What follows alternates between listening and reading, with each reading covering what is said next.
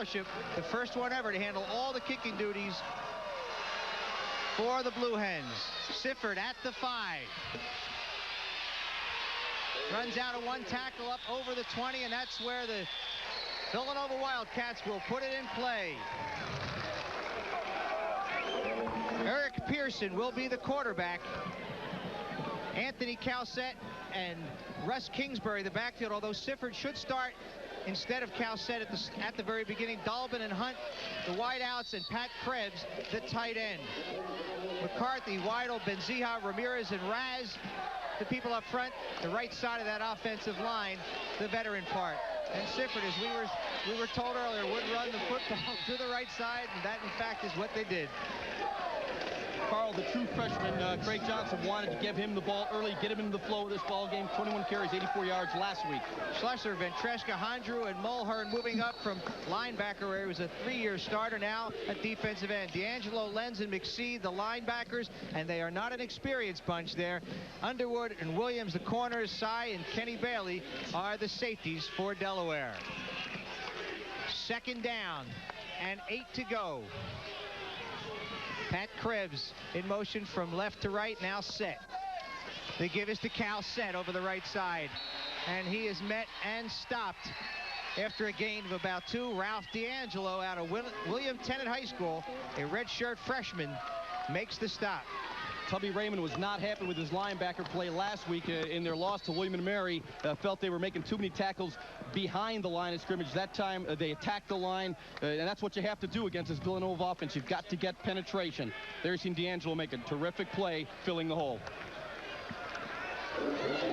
Third down and about 7 for the Wildcats. Their first possession. We're just underway here at Villanova. Crowd still coming in. Quick drop, Pearson under pressure and put down immediately by Pat Mulhern. So Pat Mulhern, as we suggested at the start, a former linebacker with the sack. It looked like they were looking. We'll get a look at this from the end zone. You'll see Mulhern on the right side of the screen coming on the stunt right up the middle. Villanova does not do a good job of picking it up. Mulhern, quick pressure, no chance for Pearson. Frank Venezia to kick it away, a Delaware native kicking for Villanova. Single safety is number 3, Pat Williams. It bounces just over midfield. Williams takes it, bobbled it, but covers it at the 40. That's where the Fightin' Blue Hens will put it in play.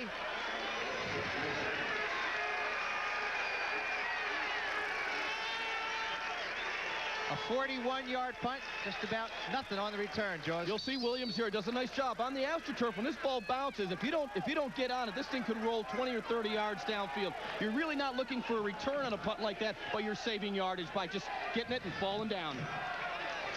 Junior Keith Langen, the quarterback. There you see the wing tee.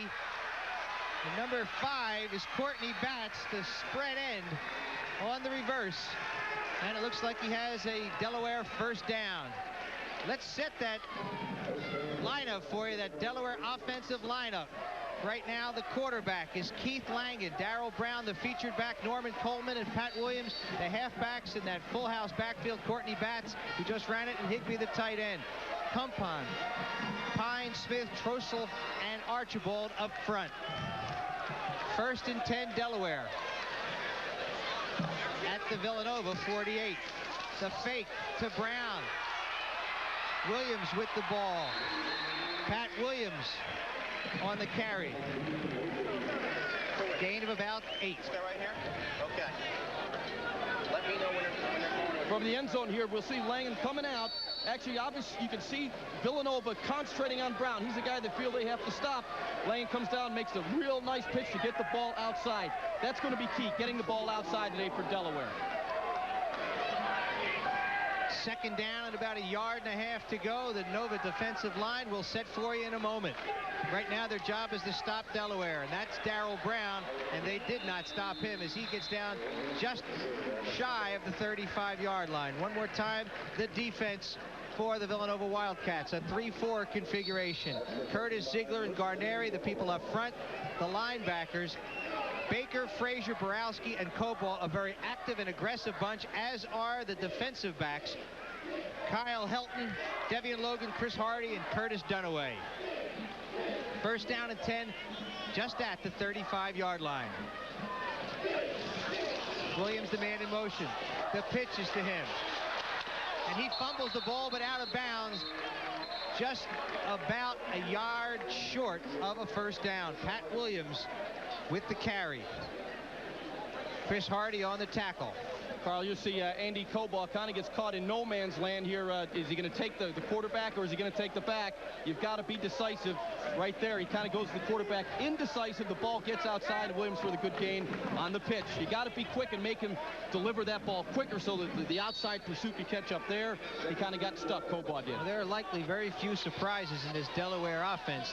Villanova has seen it. Andy Cobaugh, a fifth-year senior, so you got to make quick decisions, and they got to be the right ones. Langen doesn't make the right one there on a second down play, and he loses a yard. Taken down by Tyrone Frazier. Cobaugh, again, the fifth-year senior, a very intense kind of guy, the leader of that defense. Here takes on the block. This is what you got to do. Stand it up and be decisive. There he is, fighting off the block, making the play. Third down and about 5 to go. Delaware with their first possession. 3 and out for Villanova with theirs. Now Delaware driving into Villanova territory. A scissors play inside. The give is to Coleman. He's about a yard short. I got to believe Tubby's going to go for it with just a yard to go here. I would imagine he would go for it. They're moving the ball pretty well. They had some problems last week against William & Mary in the fourth down situations. They did not convert. What's that play? You can see Villanova on the sideline making adjustments already. That's Mark Ferrani going over some of the adjustments they want to make. Big situation right here for Villanova. They got to stack it inside. Right now, Delaware is doing a lot of good things. They're giving them all the misdirection, keeping Villanova very loose on the defensive side of the ball. 4th and 1. This is the 7th play of the drive. They give it to their All-American candidate, Daryl Brown, and he takes it inside the 20. First down, Delaware. Carl, we spoke about Daryl in our pregame show. He is the kind of guy they have to stop. You'll see Brown right here. This guy is a load. He is not only one of the best players in 1AA, the fullback position, he's one of the best fullbacks in the country. The pros are all looking at him right now. 6'3", 256 pounds from Landover, Maryland. Right now, Villanova can't stop him. And great speed as well to go along with that big body. That's why he'll likely be a #1 draft choice in the NFL this coming spring. Coleman in motion. Langen keeps and holds on, and Villanova closes down quickly. Cobaugh leading the charge for Villanova. Andy Cobaugh played that one perfectly, Carl. There he made his decision. Once he seen the ride fake to Brown, he knew what he wanted to do. He was decisive on that play. That's what you have to be against this wing T. You cannot get caught in no man's land. You've got to attack the offense. 2nd and 12 now for the Blue Hens. Pushed back outside the 20 now.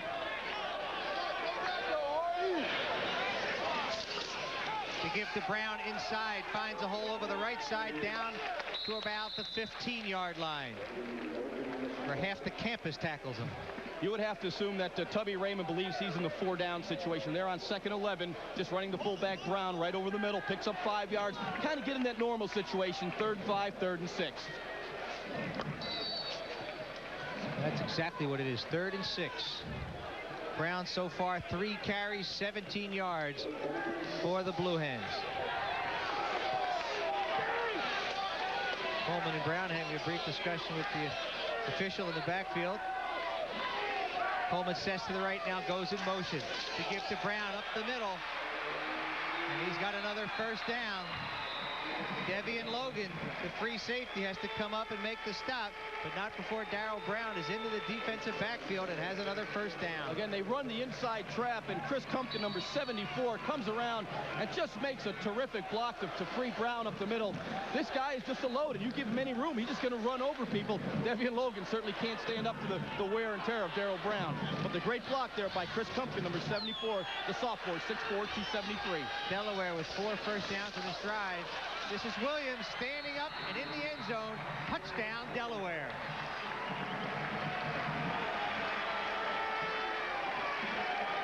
Good block that time by Daryl Brown.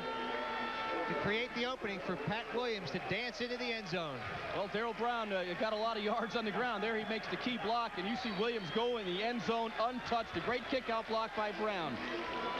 Here from our sideline angle again. Watch number 42, Brown, from right side of your screen. There's the kick-out block. No one touched. But give the right side of the Delaware offensive line credit. They just blew away the Villanova front four and the linebacker. Sean Leach to attempt the point after. It's deflected, but good. With the score, Delaware 7, Villanova nothing. 8:11 remaining here in the first quarter. Pat Williams with a 5-yard touchdown run, capping off an 11-play drive. All of them rushing plays, 60 yards. Took them almost 5 minutes. Daryl Brown, Ron, with 4 rushes for 27 yards in that scoring drive. Well, he was a guy that we talked about. Dan McNeil, the defensive coordinator for Villanova, thought that they had to stop the fullback in the wing T. On that first drive, they did not stop him. That sounds like trouble for Villanova. Dan's going to have to make some defensive adjustments. All rushes. They would like to force the young quarterback to throw the football. The first drive, they weren't able to do that. Leach kicking off. That's Kyle Hilton at the 5. Had a lane that closed up very quickly as he got over the 20. And that's where Villanova will put it in play over the 20 at about the 23. We'll be back with more from Villanova. The Cats trail 7-0. Villanova trailing 7-0 as Delaware cashes in their first offensive possession. This is the Cats' second. 1st and 10 from the 23. Backs in the eye. Trillo in motion to the bottom of your screen. The ball has been whistled dead as Eric Pearson got tripped up coming out from under center. Tried to flip it back, but that was not a very clever play. I've had that happen a few times, Carl. It's not a good feeling. You'll see Eric Pearson coming out. You'll see Wydell, the left guard, step back, step on his foot, and he goes down. Just one of those things. But that offensive line has to come off aggressively. Right now, they're setting a little bit. You can't do that. That's going to get the penetration. Right now, Villanova's struggling a little bit offensively. -3 on the play. It could have been worse. Could have been a lot worse. Pearson has Hunt. That's Hunt with the football coming across from the flanker position. Makes the reception, but no running room as they close down. Greg Ventresca leading the Delaware charge on that play. You'll see here, this is the flanker screen. It's a good safe pass, the way you want to get your quarterback into a rhythm. Hunt just comes down the line there. You see him number 2. But you'll see terrific pursuit by the Delaware defense. Really nowhere to go. But a good positive play for Villanova, looking for the short pass and the big run. And Hunt's the kind of guy that can give you that play. Hunt, a former tailback, converted to flanker. For this season, has yet to really make an impact. He did have 5 catches, however, against Fordham in the opener. And he does have breakaway, big play capability. This is Cal set with 1 move. Still short of the first down by about 7, so they're going to have to kick it away again. 3 and out for the second time for Villanova. Sean Lenz and Derek Underwood on the tackle. Carl, looking downfield on that, I thought he had his wide receiver, number 25, Finnegan, in the seam over the middle. But I think Eric right now just looking for the positive play, rather not make a mistake. Took the safe pass. The pass, unfortunately, not a first down for Villanova. Venezia's first punt, 41 yards. This one end over end. Jermaine Sutton fields it at his own 25, makes 1 move, makes another one, and that's his last one. Is Dunaway on the stop, puts him down at around the 26-yard line. Delaware 7, Villanova nothing.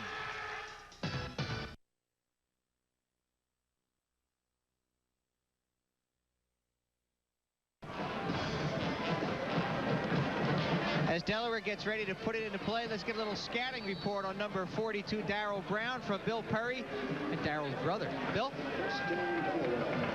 All right, Carl, thank you. I'm with John Brown, Daryl's brother. Daryl has aspirations to play pro football. John is a professional light heavyweight boxer with a 7-0 record fighting out of the Washington, D.C. area. Came up from D.C. to see the ball game. Daryl, talk much about a career pro football? Yes, he does. He wants to go pro. He don't have a problem playing for any team. He just wants to stay healthy for this season to see how well his leg feels this season so he can get through the season. When did he start thinking about professional football as a career? I would assume last year. Yeah. As well as he done last year. And by this being his senior year, when he come home for the summer, he's been really training hard. He wants to go pro, and he loves football. But you can take him, though, if you had to, right? I don't think so. All right. As I said, John's a light heavyweight professional. But good luck in your career. Thanks for joining us, and enjoy the rest of the ball game. Okay, you got it. Let's go back to Carl. All right. Thank you, gentlemen. That's an honest scouting report, huh? He's a light heavyweight, and Daryl's a heavyweight. Is that what it is? He's a super heavyweight. Penalty on the play. Brings up a 1st and 15 now. Delaware. 11 plays, 11 rushing plays in their first drive. Coleman in motion to give to Daryl Brown. Wrestled down as he approaches the line of scrimmage.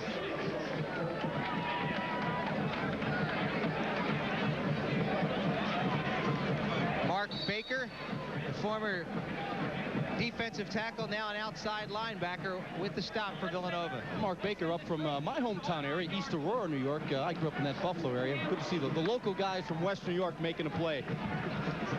2nd and 13 here on the stately main line.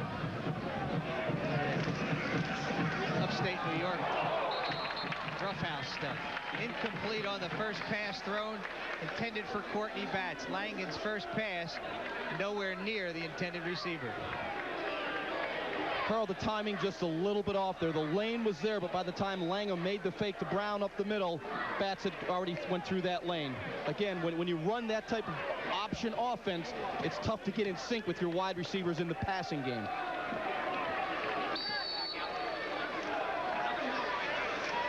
Third and 13. These are the situations that Villanova needs to get Delaware into. Langen rolls left, sets and throws. Devian Logan had it in his hands, but could not bring it down.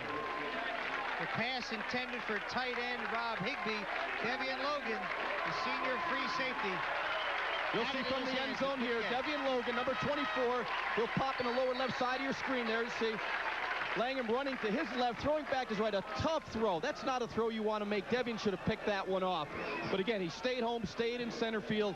You get Delaware in those situations, they're going to get in trouble, 3rd and 15. They're not an efficient passing team. The punt going out of bounds. Petrillo has no chance at it. Pete Petrillo watched it go out of bounds at about the 33-yard line. That's where Villanova will put it into play, trailing 7-0 here. 4:53 remaining in the first.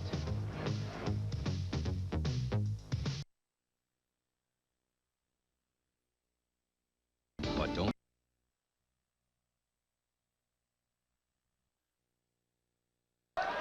After a 44-yard punt by Scott White, Villanova putting it in play now at the 32-yard line. Pearson barking out signals. Play action. Has Cal set open. Bobbles it. Incomplete. Be sure to watch all of tomorrow's NFL action starting at 11 a.m. with This Is the NFL. That's Steve Sable's show. Followed at 11:30 with Eagles Game Day Live.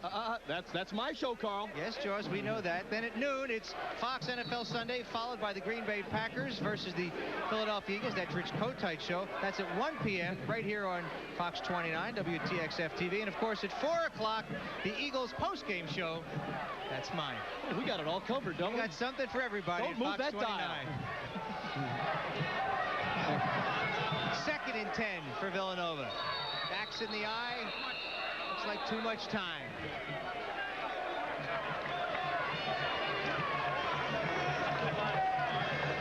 Pearson, 2 of 3 passing, but only 7 yards.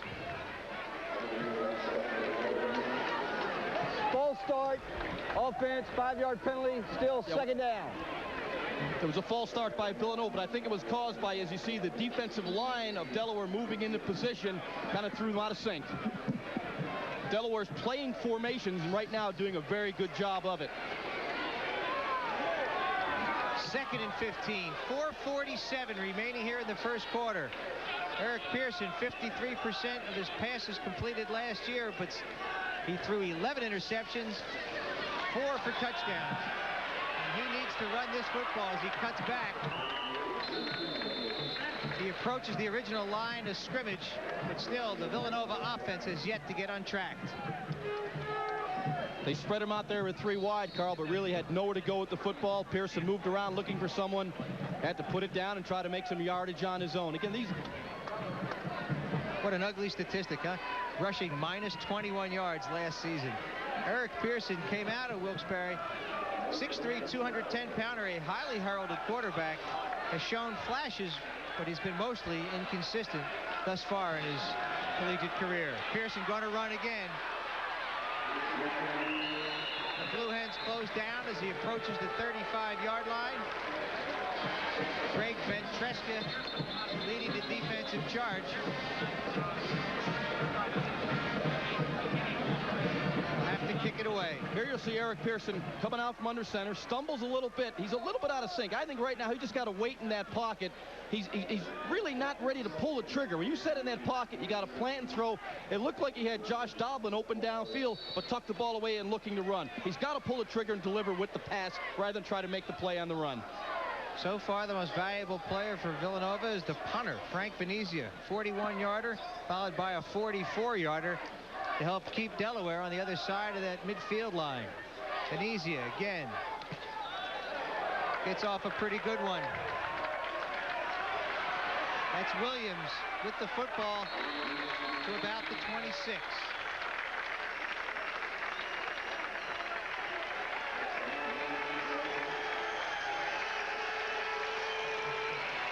Today's game is brought to you in part by Blue Cross Blue Shield of Delaware.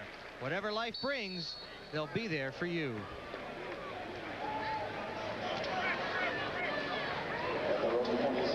Kirk Wild on the previous tackle as Delaware puts it in play at their own 27-yard line. 1st and 10. They give us to Brown up the middle. And he runs in and out of the tackle of number 8. That's Tyrone Frazier. 22 tackles coming into this game. Tyrone is tied with Devian Logan as the leading tackler for the Villanova defense, the Nasty Boys. Boy, did you see Tyrone there? He's pretty big himself, 6'2", 225, and Daryl just moved him back about 3 yards. 2nd down and 6. Batts and Flowers spread wide to the right. To give again to Brown as he just keeps going backwards this time. Frazier again. Nate McIntyre there to close it down as Daryl Brown again. You'll down. see Tyrone Frazier here, Carl, reading the play very nicely. It's a sprint draw. He sees the comeback. Boy, there's 256 pounds, and that's a tough guy to bring down with one. The Villanova. He is still down on the field, though. That is Daryl Brown, flat on his back, has not moved very much since that tackle. As Frazier met him first, stood him up a little bit, and Nate McIntyre comes and closes down. Watch number 91 come on top. You'll see Daryl Brown right here. This is the sprint draw. He's looking for the cutback. He gets the cutback. Tyrone Frazier with the initial hit. He pushed him out of the way, and here comes the gang. It looks like run there right in the back. That could be a kidney problem. It's hard to tell. One of those very active defensive backs for Villanova closed quickly. I could not get his number from that angle. Yeah, that's anyone watch that game, the Cardinals against the Giants last Sunday night. Rodney Hampton took that same shot. He's out a few weeks. And you see where there was a play where Brown couldn't get his pad level down because he was spun around. The secondary people get a good free shot at a place where you don't have any pads. And they take them, believe me. Yes. 3rd and 3.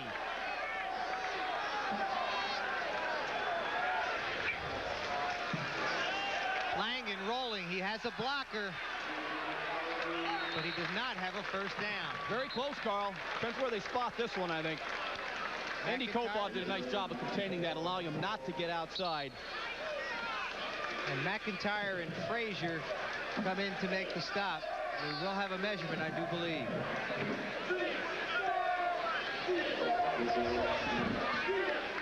.209 remaining in the 1st quarter. Delaware leading Villanova.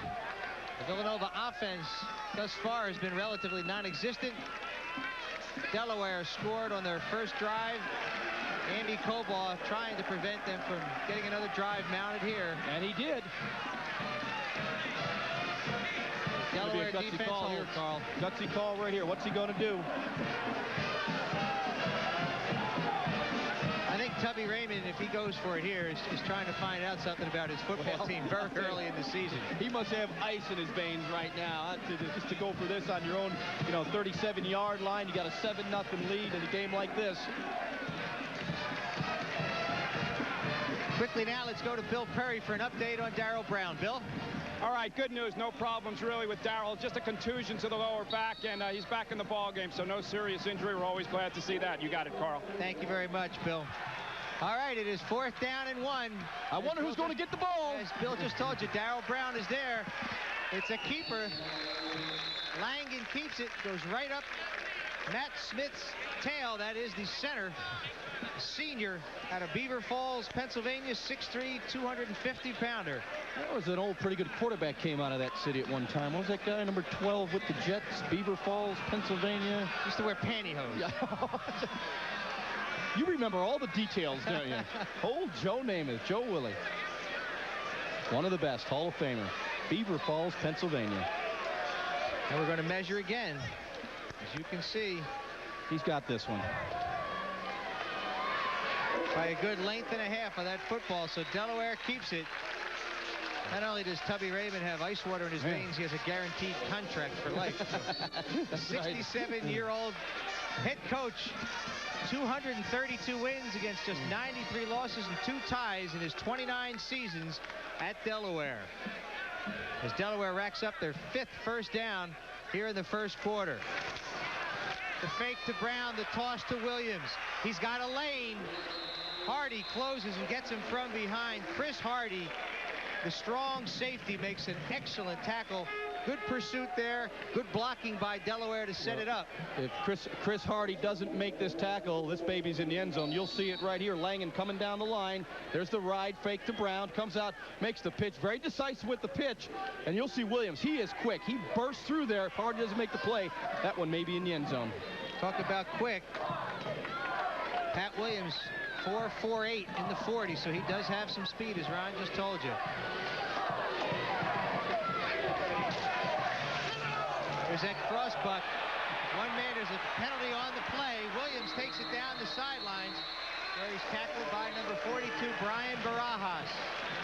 But I think this one's coming back. That is the Delaware scissors play, and that's the one that has the Delaware defense really concerned. Talking to Dan McNeil, they can account for a lot of people. That scissors play is the one they really can't account for because of the fast flow that he wants out of his linebackers. We'll get a look at this from the end zone. You see all the motion to the right. And uh-oh, here he comes back the other way. You got one-on-one with a lot of green grass and blue skies out there. That's the matchup you'd like as any offensive running back. Offense, 10-yard penalty, still first down. Carl, I should say a lot of green AstroTurf. Yeah, I didn't want to correct you here, but this is the 90s, Joyce. When you played, they had like what? We did have some grass. Oh, tell you what, the Eagles would love to have this field. This is a terrific field here at Villanova Stadium. 1st and 20 now for Delaware at the 40-yard line. They're going to pass. Langen buried by number 66, Derek Forgione, a freshman. Derek Forgione out of Dunmore, Pennsylvania, 6'3", 235-pounder. You'll see Derek blow right up the middle. They're looking for the screen back. Good pressure on the quarterback. Those are the situations that Villanova has to get Delaware into. The known passing situations. Kick your shoes back and come after the quarterback. Langham didn't have a chance. 2nd down and 31 on about the 28, 29-yard line. They give us to Brown, and he's going to get a lot of it back as he gets back up to the 40. Chris Hardy once again on the tackle.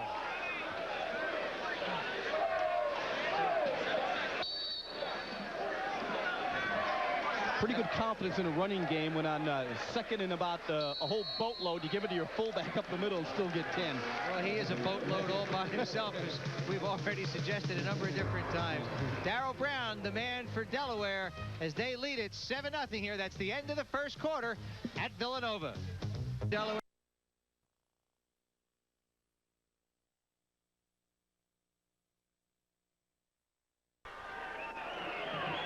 As we get ready to start the second quarter, Villanova trailing Delaware 7-0.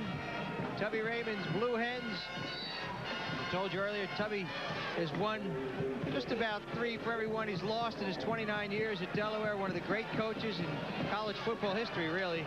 Andy Talley building a great program here at Villanova, too, here in his 10th year. Langen overthrows his intended receiver. That's number 22, Marvell Scott, transfer out of the University of Illinois. We talked about Tubby being one of the all-timers. You see Eddie Robinson, I don't think anybody will ever catch that. 389 wins at Grambling, and you can see not too far down the list. You have to go and you see some of the great names. Woody Hayes, Scott White. The punt is blocked. Villanova blocks it, so we have our first potential big break of the ball game. Well, we talked to Tubby Raymond yesterday, and Carl, you just showed that great record he has. But one problem he had last week was special teams. They hurt him big time. This is a play that could hurt him. Time will tell. Here you see the pressure. It's a jailbreak. 3 Villanova defenders come in to block that kick. I think the only good thing for Delaware in that play was a return for a touchdown. Watch number 24, Devian Logan, coming in. Gets his body in front of the kick. Comes down to a Delaware player, but Deion Jackson's right there all over him. So time for Eric Pearson now to step up and convert for Villanova.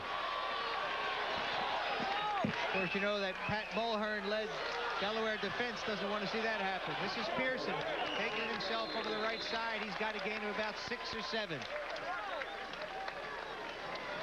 Mark Hondrew on the tackle. Pearson's a big, strong guy, 6'3", 215. He can run that option, and he gets that frame going north and south. He can make some yards. Right there, he picks up about 6.5 or 7. He got outside the perimeter of that Delaware defense. You get out there, you can be effective. 2nd and 3 now. Offensive coordinator Craig Johnson suggested to us earlier that he in fact wanted to see Pearson get hit early, so he got into the flow of the game. We'll come back to game action. 14-14 remaining here in the second quarter. Delaware leads Nova 7-0.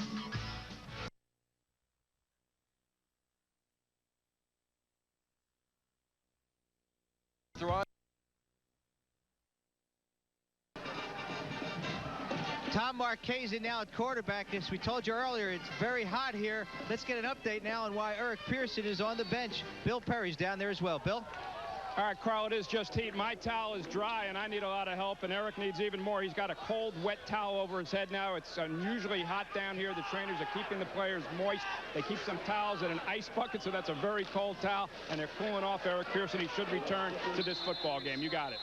Case gives it to Sifford. Thank you very much, Bill, for that update. 14 minutes remaining here in the second quarter. Jeff Gardner on the stop. Sifford with the carry. Curtis Sifford, the true freshman out of San Bernardino, California. Carl, Villanova would like to run right where they have Ramirez and Raz and Benzija their center, but that's their experience side, but they haven't been effective going there thus far. Gain of 6 on the play. It's a combination of 2 plays, pardon me. Brings up a 3rd and 4. Cal set the lone setback behind Marquez, who looks to throw. He's got his freshman wideout Finneran, and he's got a first down. This kid is another one of 9 Californians on the Villanova roster. That's Brian Finneran. He has a twin brother, Brad. Both of them excellent players, excellent prospect. This is Finneran. Take another look, and we'll pick up the story in a moment. Marquez, quick drop, sets it 3, looks out there. They're running just a quick out and a slant in behind it. Finneran, big target, 6'5", the leading receiver in the history of CIF, which is California interscholastic football out there. Hey, when you think of all the great talent, this guy was #1. He's going to be a future star. And And he's already a star here in his first 3 games. We'll, again, continue this story in a moment. 1st and 10, Villanova. Marquez turns the wrong way, and it looks like he's still going to get about 5 on the play. That was the old quarterback spinner play. That was put in especially for this game. And Marquez turned around and said, uh-oh. Yeah, notice the old quarterback trying to cover for his You got that right. Turns the wrong way. Oh, it's the other left, he told that fullback. Quarterback didn't make that mistake. But notice that quick thinking got up there and made 4.5 yards. Kenny Bailey comes in to make the stop for Delaware. 2nd and 5. So on a busted play, Villanova gains 5 downs. Gains 5 yards, pardon me. Got me all shook up here. That quarterback spinner play got you. Was that it? All right, as I try and regroup here, Tom Marquez will do the same thing as he comes over to the sideline. 12:23 remaining in the 2nd quarter. Delaware had a punt blocked. Villanova recovered. 30-yard line. They are driving now. They are at the 10-yard line. Carl, you had a chance to talk about those 9 players from California on this Villanova team. That's some pretty extensive recruiting, isn't it? Well, you know, what's interesting is that they meaning Villanova, have opted to make a concerted effort to go out to California, because with all the big programs out there and all the competition, a lot of these 1 AA caliber players, the guys who are a step too slow or 5 pounds too light, we're falling through the cracks, and Villanova's happy to have him here. Tonight on Fox, it's a full hour of Cops at 8 p.m. Then America's Most Wanted at 9, followed by the 10 o'clock news right here on WTXF Fox 29. And of course, you can see BP's tonight with the one and only Bill Perry. Get that plug in. 2nd down and 5. Marquez still in. Pearson still with a wet towel on his forehead as he tries to calm down. Marquez rolling. Had a man. Has one at the back of the end zone and overthrows Hunt. He had Hunt the first time wide open. He just couldn't pull the trigger. Probably he got flushed from that pocket. But as you see Hunt right there, he was open not only once on the design of the play, but the second time, and Marquez just overthrew him. Flush from the pocket, tough to throw on the run. I thought Marquez had a lane to run as well had he wanted to. Once he got outside that corner, you'll see the ride fake in there to Cowsett. Comes outside. Good block. Right there he should have delivered to Hunt, who was open in the end zone. We didn't see him there, but he comes out a little more. Hunt spins back around, gets open, and the ball just sails over his head. Weidel throwing that good block to give him that extra time to throw that pass. 3rd and 5 now. Villanova just 1 of 4 on 3rd down conversion attempts. Marquez has the ball as he takes the option over the right side and does not get it. Villanova would be wise to take 3 here. Larry McSeed on the stop for Delaware. McSeed makes the play, but that entire Delaware defense did an excellent job, particularly their linebackers, of just stretching the play out. When you run that option, that's the key. Make the quarterback hold the ball as long as you can. That's what they did on that play, and that's why they're going for the field goal. Freshman Mark Kiefer out of Annapolis, Maryland, comes on to attempt it out of the hold of Marquez.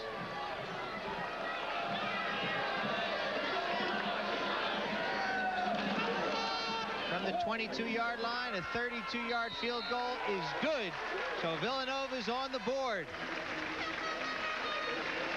Meanwhile, on the sideline, Eric Pearson still being tended to by the Villanova athletic training staff. With the score, Delaware 7, Villanova 3, 11:28 remaining here in the 2nd quarter. All right, here it is, the iced towels, and Eric Pearson was in need of an iced towel and still is. And now, of course, Delaware awaiting the possession of the football, so Eric will have some more time to recover. He was feeling woozy, but I am told as the trainers speak with him that he is feeling better. If he'll return, well, we'll have to wait and see. He's feeling better, though, and it was just a matter of extreme heat out here. Guys, I think you said at game time, 84 degrees. It's very humid out here. And I got to go for one of those wet towels. Back to you. This is not getting it done. Okay, Bill, thank you very much.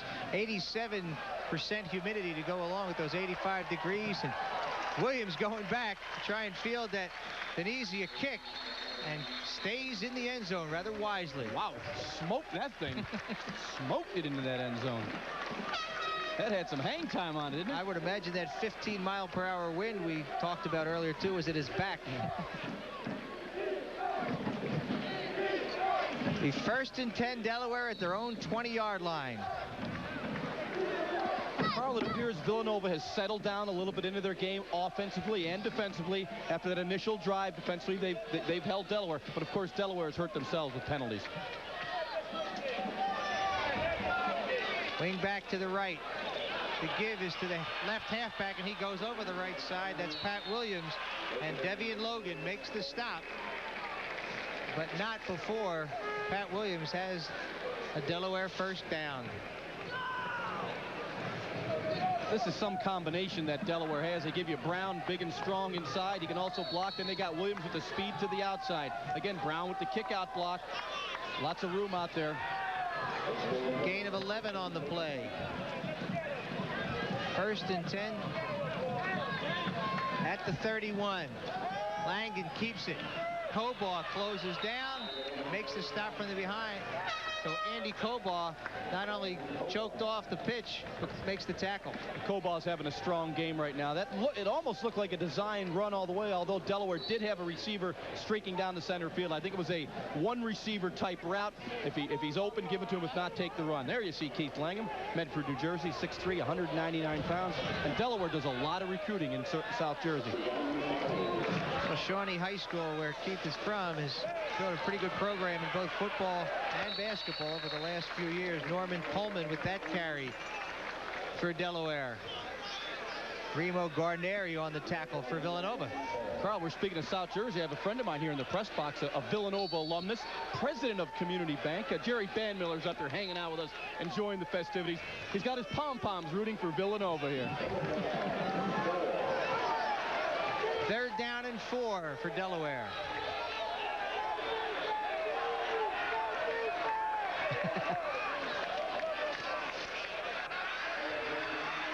And in motion was Marbell Scott. The give is to Daryl Brown, and it's a first down for the Delaware Fighting Blue Hens.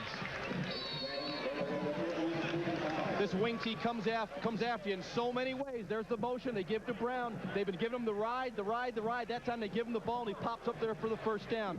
Boy, when he gets his pad level down, get out of the way. 9 rushes, 55 yards, having a big day already. It's the 8th first down for Delaware. Langen gives it inside. He rides Daryl Brown. He carries out the fake. He and Pat Williams were going over the right side. Everybody else just pushing that pile up the middle. Kumpon, Pine, Smith, Trossel, and Archibald, the offensive linemen for Delaware, doing a very good job thus far here this afternoon, as they continue to chew up yardage on each possession. Only 7-3 now, but Delaware moving bodies back. Langen keeping it. Cobaugh with the tackle. Can't play it any better than that. Andy Cobaugh right there. I mean, he seems to be in on every play in this ball game right now. He played the option, really had Langham in no man's land. You'll see Langham come out right here. Look at Andy, just settles in, plays the quarterback, plays the pitch, and makes the tackle. You cannot play the option any better than Andy Cobaugh played it right there. And we will get to meet Andy Cobaugh and his family at halftime. 3rd and 4 now. This is Williams. Great speed. Great speed to the outside. Devian Logan on the tackle.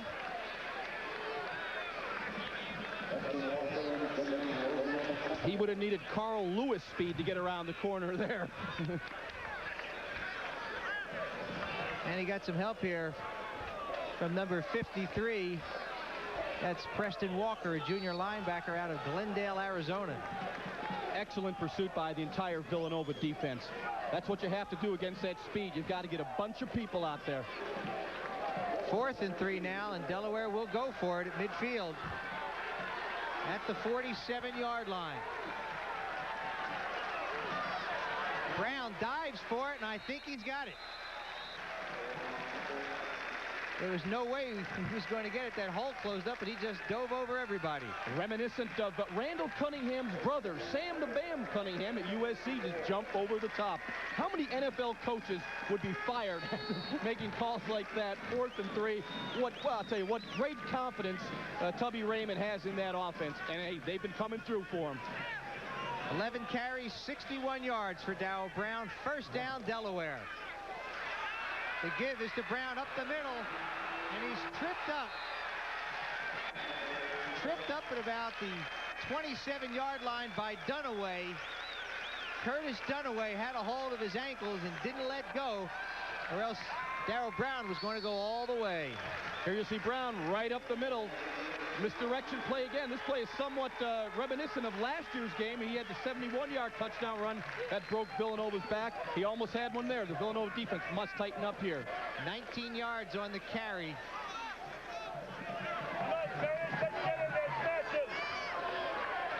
Daryl Brown. This is Marbell Scott. Dunaway with the tackle. Once again, an update on the condition of Villanova quarterback Eric Pearson. Here's Bill Perry. Bill? All right, Carl, thank you. The saga of the wet towel continues. They just applied a new wet towel, a cold wet towel. Eric Pearson took a walk. He's now standing along the sidelines. I've been told by the Villanova trainer that it is unlikely that he will return in this half. He's having a little problems recognizing signals when they were talking to him, so he needs a little more time. Again, extremely hot out here, and they're trying to cool him off. And now the Villanova defense trying to cool off that Delaware running attack. Carl. 13, Langan takes over the right side. He's on his own now.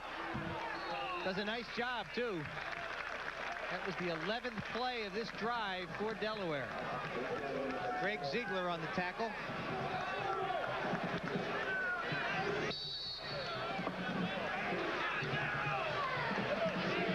Third and about 4 facing Delaware. Now, that may sound longer than it is, because if you're Tubby Raymond, you're looking at 2 plays here. They're in that 4-down area. It seems the whole field is 4 down here for Tubby.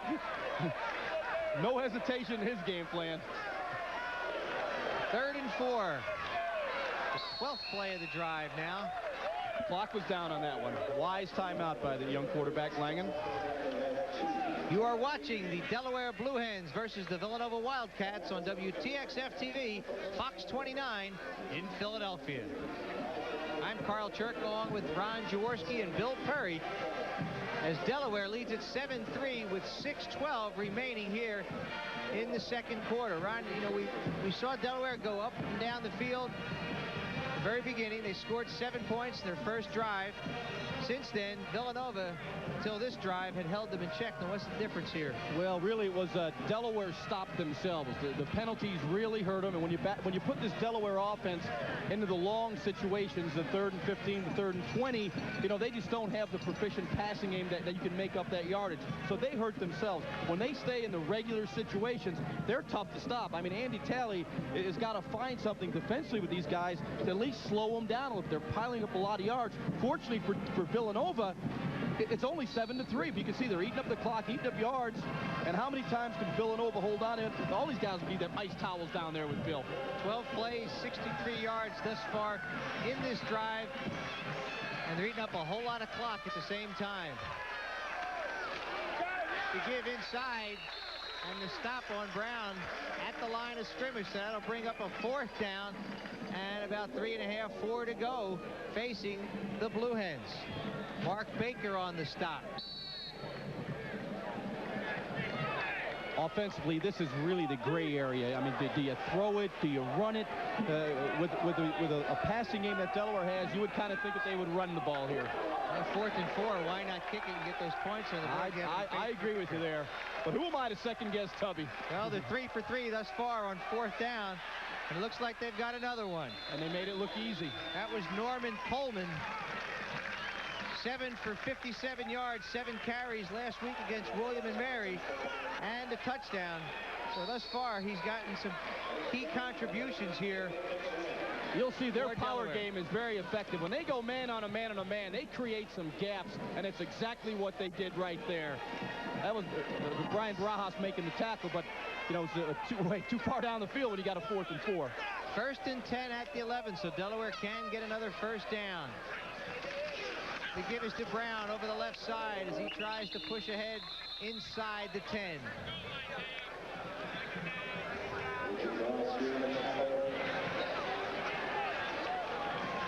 Tubby Raymond, Ted Kemsky, his offensive coordinator, talking about the play they're going to run now. as they look at a second down at about 9. 4:40 remaining. Second down. Langen. Coleman. A hit by Tyrone Frazier. And Greg Ziegler comes in to finish it off.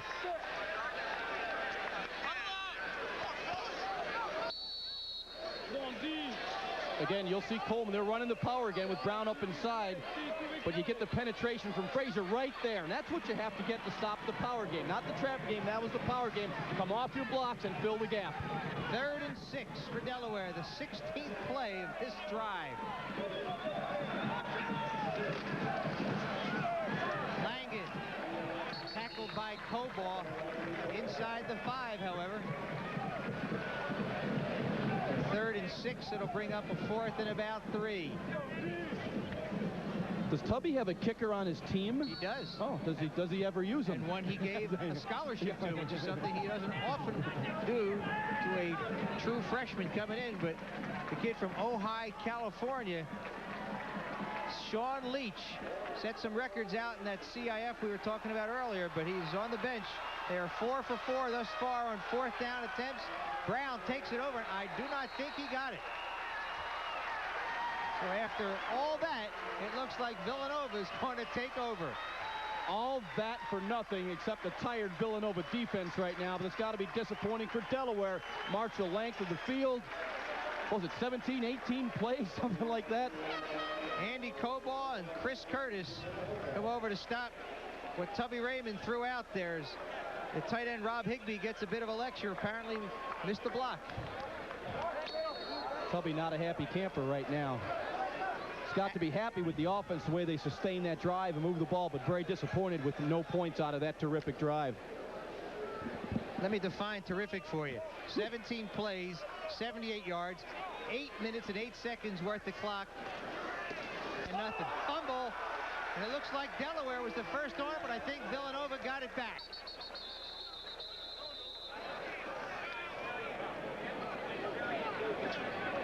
Larry McSeed came up shaking his fists as if he missed an opportunity.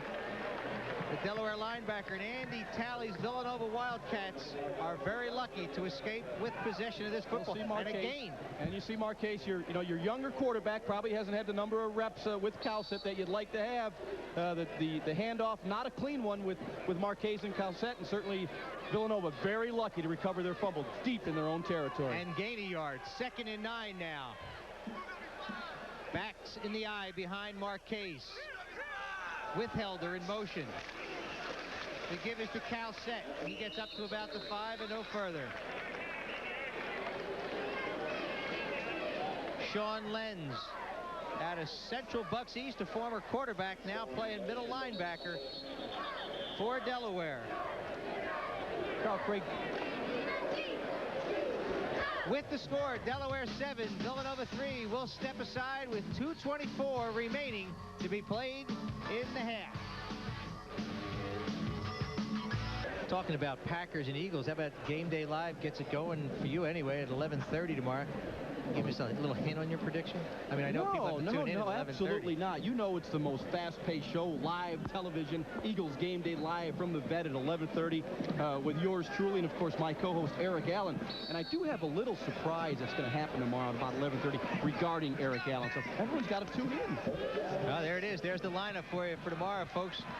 Starts at 11. We'll finish up sometime about 4:30 with that post-game show. Oh, your post-game show. Our post-game show. Finneran had it. Intended for Brian Finneran. It was in his hands. Paul Williams, the twin brother of Pat Williams, the offensive back for Delaware. And Finneran just dropped it. Finneran, the true freshman from California. Got to make this play. Big situation. Hit him right in the hands. Good throw by Marquez. The corner out there in their roll-up zone makes a hit, but you got to find a way to make that catch in a critical situation like it was right there. Venezia with punts of 41, 44, and 41. He needs a big one now. Joe Romanelli in single safety. Takes a Villanova bounce. Goes beyond midfield. Comes to rest at around the 45-yard line. A 50-yard punt by Frank Venezia. A lot of pressure on Frank Venezia. Well, you'll see Venezia right here with a great camera angle. Here comes the ball, and here comes the rush. You got about 1.2 to get this thing off, and there they come, right between the outstretched arms of two Delaware defenders, and a big AstroTurf bounce. 2:06 remaining here. Delaware with the football and the lead. First and 10 at their own 45. Williams in motion. Langen pitches it to Williams. Hardy and Frazier with the pursuit as he goes out of bounds. Frazier's having a very active game, filling the gaps, pursuing from behind, making a lot of plays. Him and Kobos seem to be the guys that are always around the ball. Well, last week against Liberty, A.J. Borowski, the transfer from Penn State, was very active, the other inside linebacker. But thus far in the first half, Tyrone Frazier, his twin, the inside in that 3-4 configuration for Villanova, has been making the plays. 1:59 remaining. 2nd and 7. Langen the throw. Has his man Flower, and that, ladies and gentlemen, is the first catch by a Delaware wide receiver in a game and a half. But there's a flag on the play. So we have yet to see the first catch by a Delaware wide receiver. We have seen it, but it be coming back. 17 yards on that reception, negated by the penalty. In the slot. Very simple route, the out and then turn in behind it. Did a good job of clearing out the secondary, sat down to the hole, made the catch. Langen with a terrific throw on time with the receiver. Unfortunately, the holding penalty will bring it back. Holding. Offense, 10-yard penalty. I guess still second down. If you're a Delaware fan. Fortunately, if you're a Villanova fan. And fortunately for the offense of Delaware, it only ate up about 7 seconds worth of clock. So it's now 2nd and 17 at their own 35-yard line. Delaware thus far penalized 3 times for a total of 25 yards. Langen back to pass. Has his man, Courtney Batts, and he drops it. Courtney Batts, the freshman out of Penn Charter. 6 foot, 170-pounder, covered by Brian Barajas. But Courtney Batts is another good story. Talk about good athletes. Here's a kid who was drafted twice by the Orioles and the Mets. Pretty good baseball player. He's risking it all playing football. That's right. Well, there is no baseball right now. He might be doing the right thing. What's that? What's that sport? Yeah. Gone. Yeah. 6 foot, 172-pounder. Courtney Batts, 3rd and 20 now for Delaware. Ball on their own 35.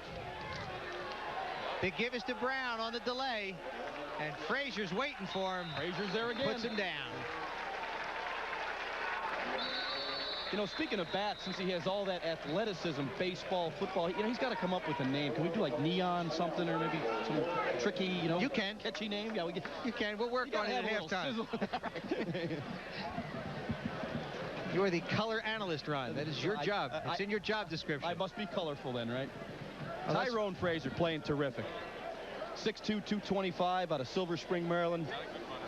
Frazier and Cobalt been all over the field. Petrillo, number 18, Pete Petrillo out of Lower Merion, I do believe. A local boy back there in single safety.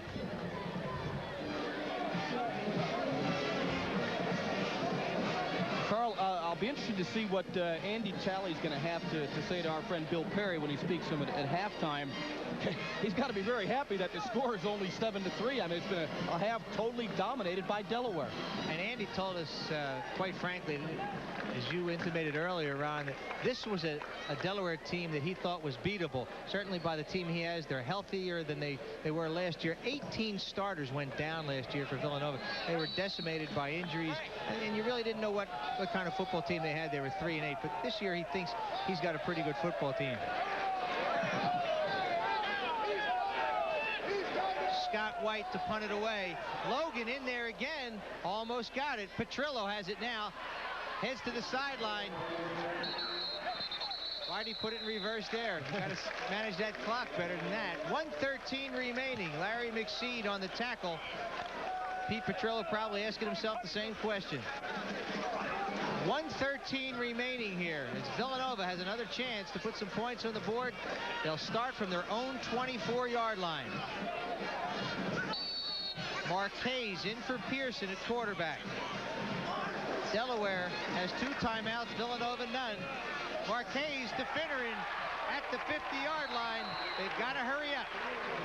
The clock will stop as they move the chains. 1:06 remaining in the second quarter. Wise play selection. Finneran dropped the ball in the last series, comes back with a big catch here. He's a go-to guy, 6'5" target. Look for him. He'll make the big catch for you. 28 yards for number 25 on that one.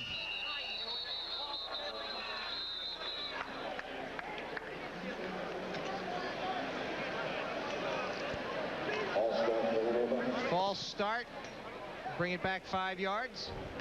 False start, offense, 5-yard penalty, still first down. So it'll be 1st and 15 now. Inside a minute to go. Marquez has trips to the right, to the left side, the wide side of the field. He gets some pressure. Eludes that pressure and throws long and incomplete. Tom Marquez does well to get out of there, but he didn't seem to know which way he was going. Well, it was unfortunate for Villanova because he had Josh Dalton open, streaking down the middle of the field. But when you're running for your life back there out of the pocket, it's pretty hard to locate people. They went with the trips formation, and they actually they shot him right down the middle of the field. Dalton did, and it was open, but Marquez was flush from the pocket. Dalton, the fastest man on the Villanova Wildcat team, a freshman out of Pottstown. His dad, you might remember the name, Jack Dalton, a former NFL wideout as well. 2nd and 15. Ball at the 47 of Villanova. Marquez flushed out of the pocket. Looks like there'll be a holding penalty on the play. That wasn't a hold, backward again. It was a tackle. You'll see Marquez dropping back right here. Kind of leaves the pocket. There's the tackle, I guess the best way to call that one. That was, yeah. Before the people from that part of the world come after me, I want to make a correction. That is Pottsville for Josh Dalton, not Pottstown. So my apologies to the folks from the Ville as opposed to the town. Accepted. Thank you so much. 37 seconds remaining. This time trips to the right. And from the blind side, Marquez was taken down, but Calcett brings it up over the 50-yard line. The old Clock shovel running. pass. Clock Very running, effective. 19 seconds remaining. 16 yards on that play for Villanova. Marquez drop back here, sets in the pocket, the little shovel pitch to Calcett coming underneath. Now and 9 boy, seconds you want to play remaining. quarterback, you take hits like that. And confusion out there on the part of the Villanova offense, and they will not get another play off. So I know Andy Talley will not be happy about that. They had 19 seconds left in the half. They should have gotten another play off, at least one anyway. As they head into the locker room, Delaware has a 7-3 lead, as we suggested earlier. Hey, if you're Andy Talley and the Wildcats, you can't be unhappy about that. If you're Tubby Raymond, you can't really be happy about it. Well, it was total domination by Delaware. The fact that it's only 7-3, Andy Talley has got to be feeling pretty good. Tubby Raymond's got to be feeling good because his team dominated. He would love to have more points, but it's been good, solid 1AA football. Bill Perry, I'll only keep you a minute here, right? Okay, ladies and gentlemen, let's go to Bill Perry down there with Coach Tubby Raymond. Bill? Tubby, the way you've dominated this football game and you're only up 7-3, there has to be some frustration. I think that's one of our problems last week. We just didn't score with respect to the amount of yards we made, and we've made a lot of mistakes out there. We're a young football team. We've got a long ways to go, and it's becoming very obvious. Your first drive, clockwork. You just ate some clock, and you marched it down the field, running the ball. Did Villanova make any adjustments from there to stop you, although maybe you just stopped yourself? Not really. We stopped ourselves. We had a couple of holding penalties, and we've had some problems with some assignments. But that's what coaching's all about. If I didn't have anything to do, I wouldn't have a job. One more question for you, and I'll let you go. You're 4 of 5 on 4th down conversions, only failing the last time from in close. Is that just supreme confidence in your offense to get it done, or maybe a lack of confidence in your kicker? No. If you had Daryl Brown, why not give him the ball? You're a coach. You got to love it, right? Good luck, Coach. That's Tubby Raymond live. He'll be joining his players in the locker room. We have a full halftime of festivities set for you. And we'll be back with a lot more. We're at the half. We're going to take it back upstairs to Carl and Ron. Yeah, Bill, I thought you were going to chase Tubby into the locker room, Bill, to find out what they're going to do when we come back. Well, we know one thing. When we come back, we'll have a whole lot for you here at Villanova. At the end of the first half, the Delaware Blue Hens lead the Villanova Wildcats 7-3. Stay tuned for the Ford Dealers halftime report with Bill Perry right after this.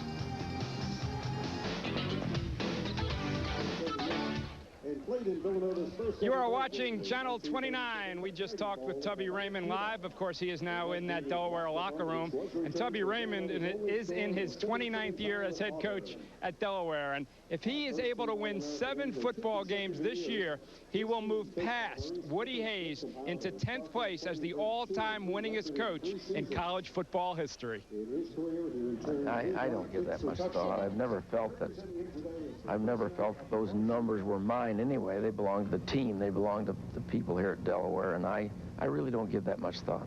Coach Raymond's real team-oriented and real team goal-oriented, and a lot of things, even his own personal achievements, doesn't come into play that much. That's kind of his philosophy, even as a team. And he didn't go out there and win X amount of games. That's the way he looks at it. He didn't go out there and win X amount of games. His players did. He can only coach them so much, and they got to play.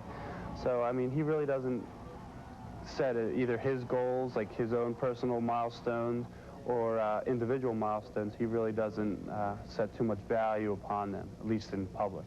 I never started out counting wins, and I didn't expect to win this many games as we've won, and hopefully we'll win a few more.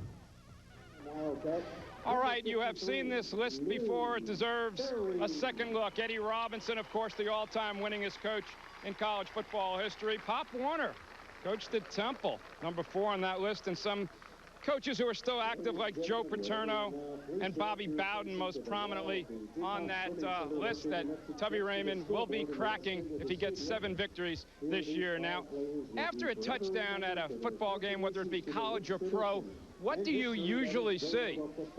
Right, you see the touchdown maker styling, celebrating, accepting the congratulations in the end zone. Well, in Villanova's opening win over Fordham, Anthony Cowsett scored a touchdown, but it was number 58, a left guard, who received the congratulations. Rather strange.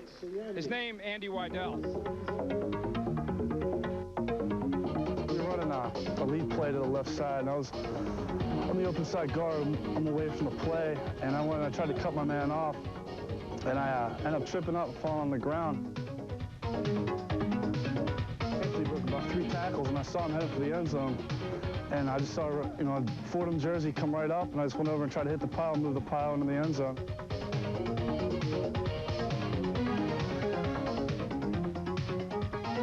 Fortunately enough, we scored a touchdown. Got excited afterwards, put my hands up when I was on the ground. I guess everyone thought I had the ball or something and came running over and congratulated us. It's a great feeling, great feeling.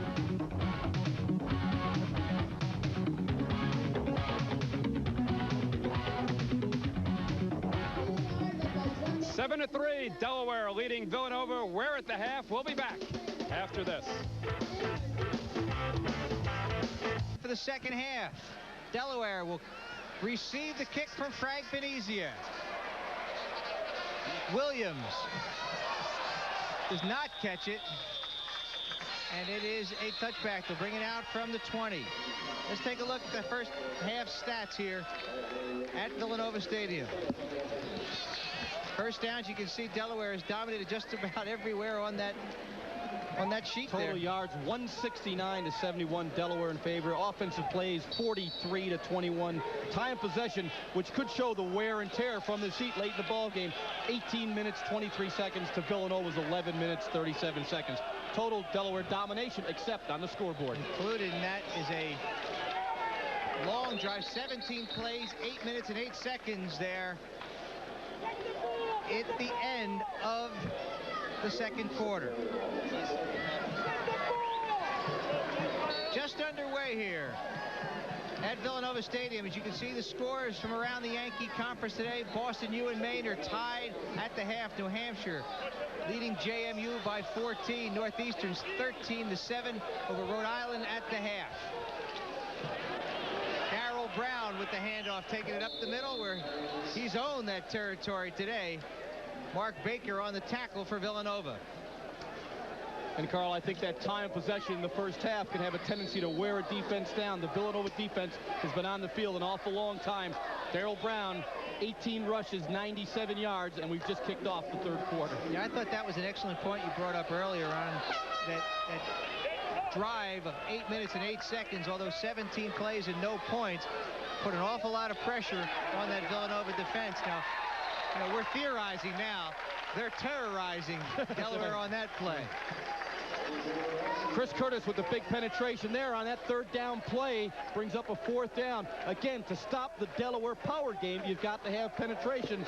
Curtis with the penetration there forces the punt. And Pat Williams certainly felt it as he was stopped dead in his tracks.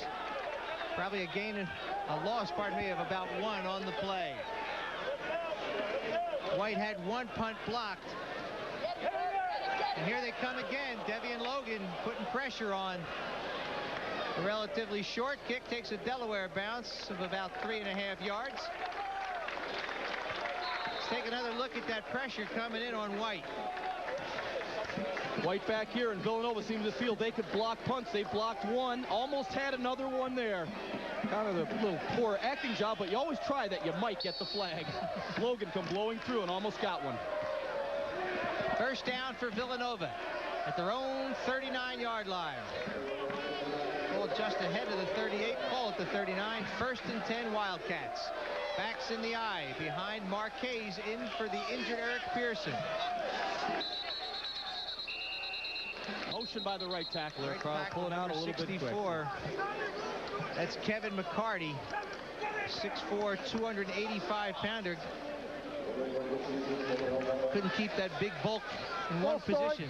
Once it got moving backwards, he couldn't stop it. Villanova's got to alter their game plan a little bit. You know, they just watching the way they played that first half, very conservative. There's Pearson with that right ankle wrapped.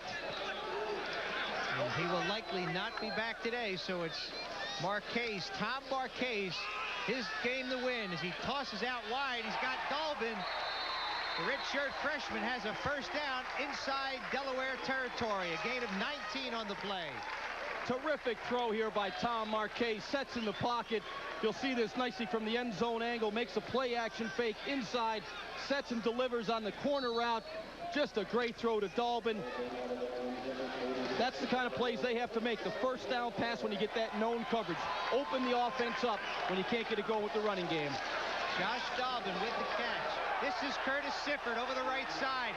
Sifford out of bounds at the 32-33-yard line as Villanova with 2 big gainers. Larry McSeed on the stop. That was Steve Shepard on the play. Pardon me, Steve Shepard. You'll see the deep delay in the back here. Steve Shepard, number 36, does a great job of bouncing that thing outside for the first down. Villanova seems to be coming out with a purpose in their offense in this third quarter. Bit conservative in the first half, opening things up here to start the second. Marquez, a quick drop. Williams on the defense. A pair of 4s meeting there. The intended receiver, Rob Carter. Paul Williams, again, the twin brother of Pat Williams for Delaware. Watch him close down quickly. Paul Williams does an outstanding job of reading the quick drop of the quarterback, driving the ball, getting an arm in there, and batting it away. That's outstanding execution by a corner, reading the drop as well as the receiver. Which also sets up the sideline and up for later on. You got it. Ask Mark McMillan. I think he's already talked enough about that play to last him a lifetime. This is Calcett up the middle. Calcett leans towards the 25-yard line. Villanova moving the football. Deeper and deeper into Delaware territory they go. There's an injured player on the field for Villanova. And as we say that, we do not say it lightly. As we remember, last year, the Delaware-Villanova game was not what it should have been, certainly from the eyes of the Villanova Wildcats, because they had so many players injured. Pearson already injured today for Villanova. And we've been told that Mike Ryan has a sprained ankle. He's a junior from down the shore. He is a cornerback for Delaware. He is out with a sprained ankle. There you'll see Kevin McCartney right there. Gets a nice kick-out block. And it looked like Schlusher. Cowset going through. Yeah, it was Jason Schlusher, 6'4", 249, falling on the back of McCartney's leg. Looks like he's up. It was the left ankle. Nobody saying anything. It just seems to be in pain, but we won't speculate. Here we get a good shot right here. You see Cowset hitting the hole. There's McCartney right there. Kicks him right in the back. Rolls it over. Hopefully it's not serious. 12:39 remaining here in the third quarter. Just about underway. Delaware leading Villanova 7-3. McCartney helped off. He had a severe right knee sprain last year. Hurt it early in the season. He was a medical redshirt, so he's still just a sophomore. 6'4", 286. Kevin McCartney being helped off, but he is putting pressure on that ankle. So that's a good sign. He's moving a little gingerly, but at least he's moving, putting some weight on it, Carl, as you said, and hopefully it is nothing serious. Matt McKnight, 6'7", 290-pounder out of Lansdale, also a sophomore, comes in. 3rd and 2, facing Villanova. Third down conversions, thus 1 of 7 for the Wildcats. This is their first chance here in the second.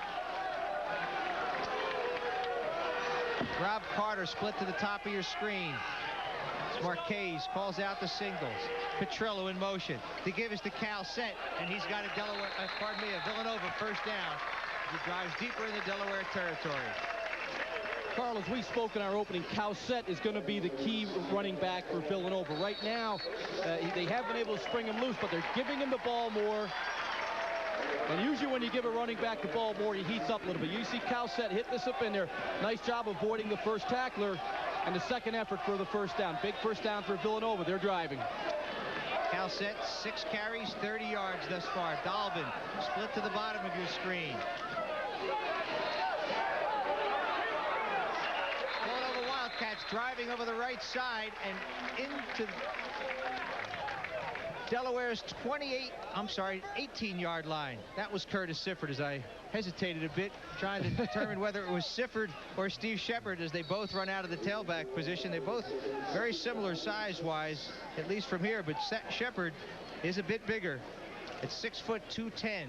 Sifford would have had a little more. They ran in the back of Matt McKnight, kind of standing in the way. Get them offensive linemen moving down the field. 2nd and 7. Shepard, the tailback, behind Calset. Quick drop. The pass intended for Finner, as he ran a quick post, but the ball was deflected.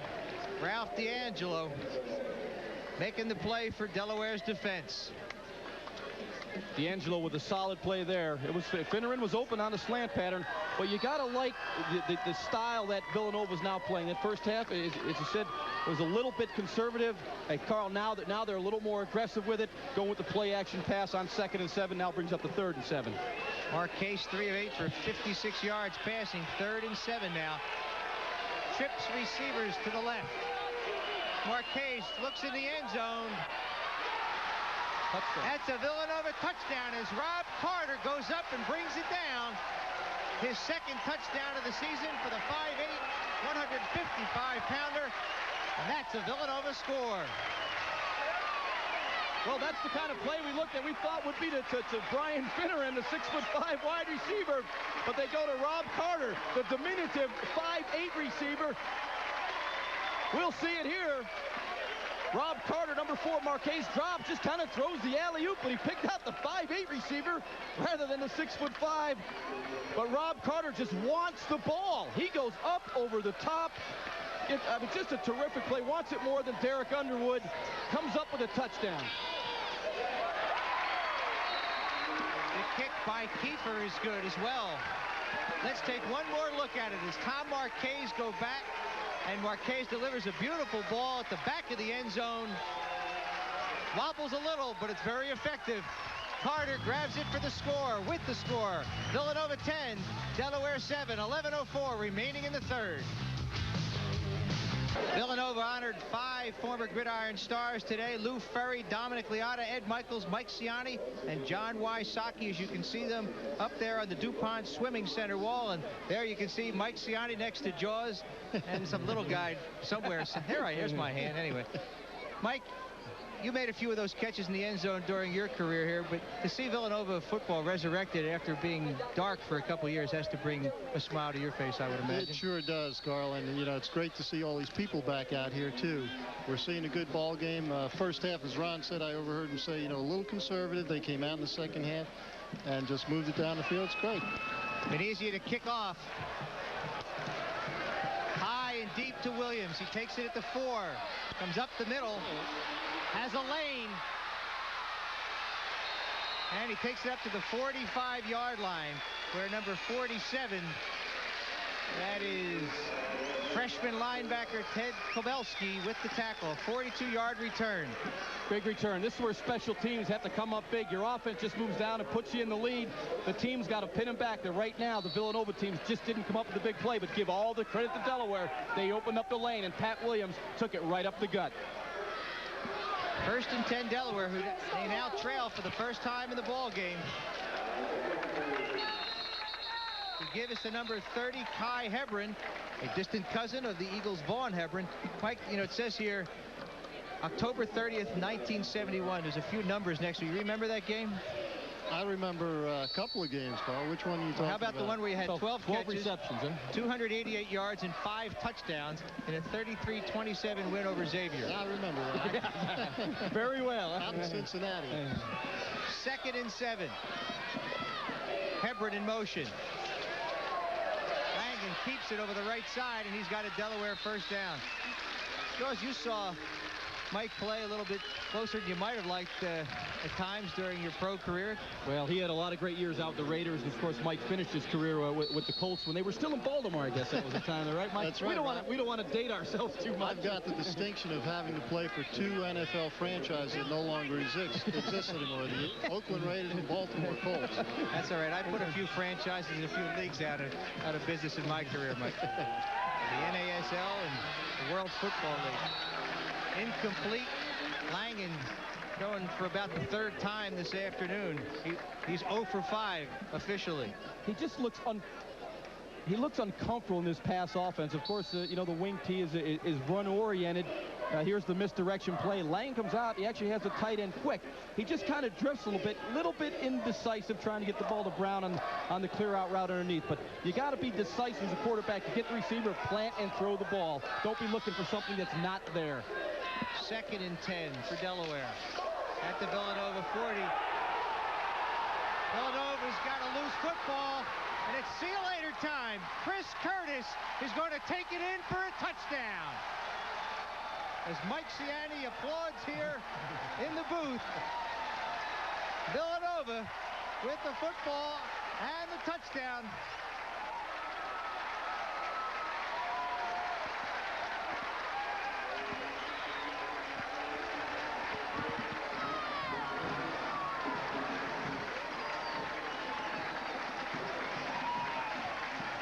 Delaware trying to come back after Villanova went ahead. They got a first down. They tried the reverse. Big play. Villanova defense stays at home, plays the reverse, causes the fumble. Touchdown. What a turnaround. It's a 180. The first half getting blown away, second half coming back. I'll tell you, Tubby Raymond said it at halftime. Same thing last week. They dominated the first half, only had a 10-7 lead. Same thing here. They dominated the first half, only had a 7-3 lead. They've come back. Special teams and big plays have hurt them. Mark Baker with the hit on Joe Romanelli, and Chris Curtis scoops it up and takes it in. If you're a Villanova fan, you'll like to take one more look at it. You'll see the ride to Daryl Brown. Now here comes the reverse. Langham gives it off to him. Not a real good exchange. Boys, it's a lineman's dream. A dream. Oh, they'll be With the score, Villanova 17, Delaware 7. We've got 9:43 remaining here on the main line. Opening minutes of the third quarter, Villanova trailing 7-3 at the half, now leading 17-7. Big plays, impact players make things happen. There was Chris Curtis with the fumble recovery for the touchdown after a very good Villanova drive and a terrific catch by Rob Carter to put Villanova ahead. They've added to it. Now, Tubby Raymond, his offense, they will be tested. See if they'll stay with that same game plan of pounding it up the middle now that they're behind. Coleman and Romanelli, the man who fumbled the ball away, are back to receive the kick from Frank Venezia. As a pumped-up bunch of Villanova Wildcats go after him. A high kick, a little short at the 5. Make it the 4. Williams has it. Williams has it over the 20 to about the 24. That is Coleman. And Andy Talley had the menu set for today, didn't he? Stuffed bluehead. And he will be happy to consume considerable portions left with 9:36 remaining here in the third quarter. It is very hot. That was the first collegiate touchdown for Chris Curtis, number 94, as he accepts congratulations from just about everybody on that Villanova defensive unit. Langen runs out of trouble, and he's got a big gainer over the left side. Hardy chases him and gets him from behind. Chris Hardy, the strong safety out of Oakton, Virginia, missed the last 8 games last year with a severely strained right foot, but here you'll see Keith he's Langen had a couple good plays today. Make the belly fake to Brown. Looks for the receiver, wasn't there. Did the wise thing, put it under his arm. Shows terrific speed getting around the corner. Made something out of nothing. Outstanding play by Langen. A gain of 32 on the play by Langen. First down, Delaware at the Villanova 45. Williams in motion. Andy Koba on the tackle of Keith Langen.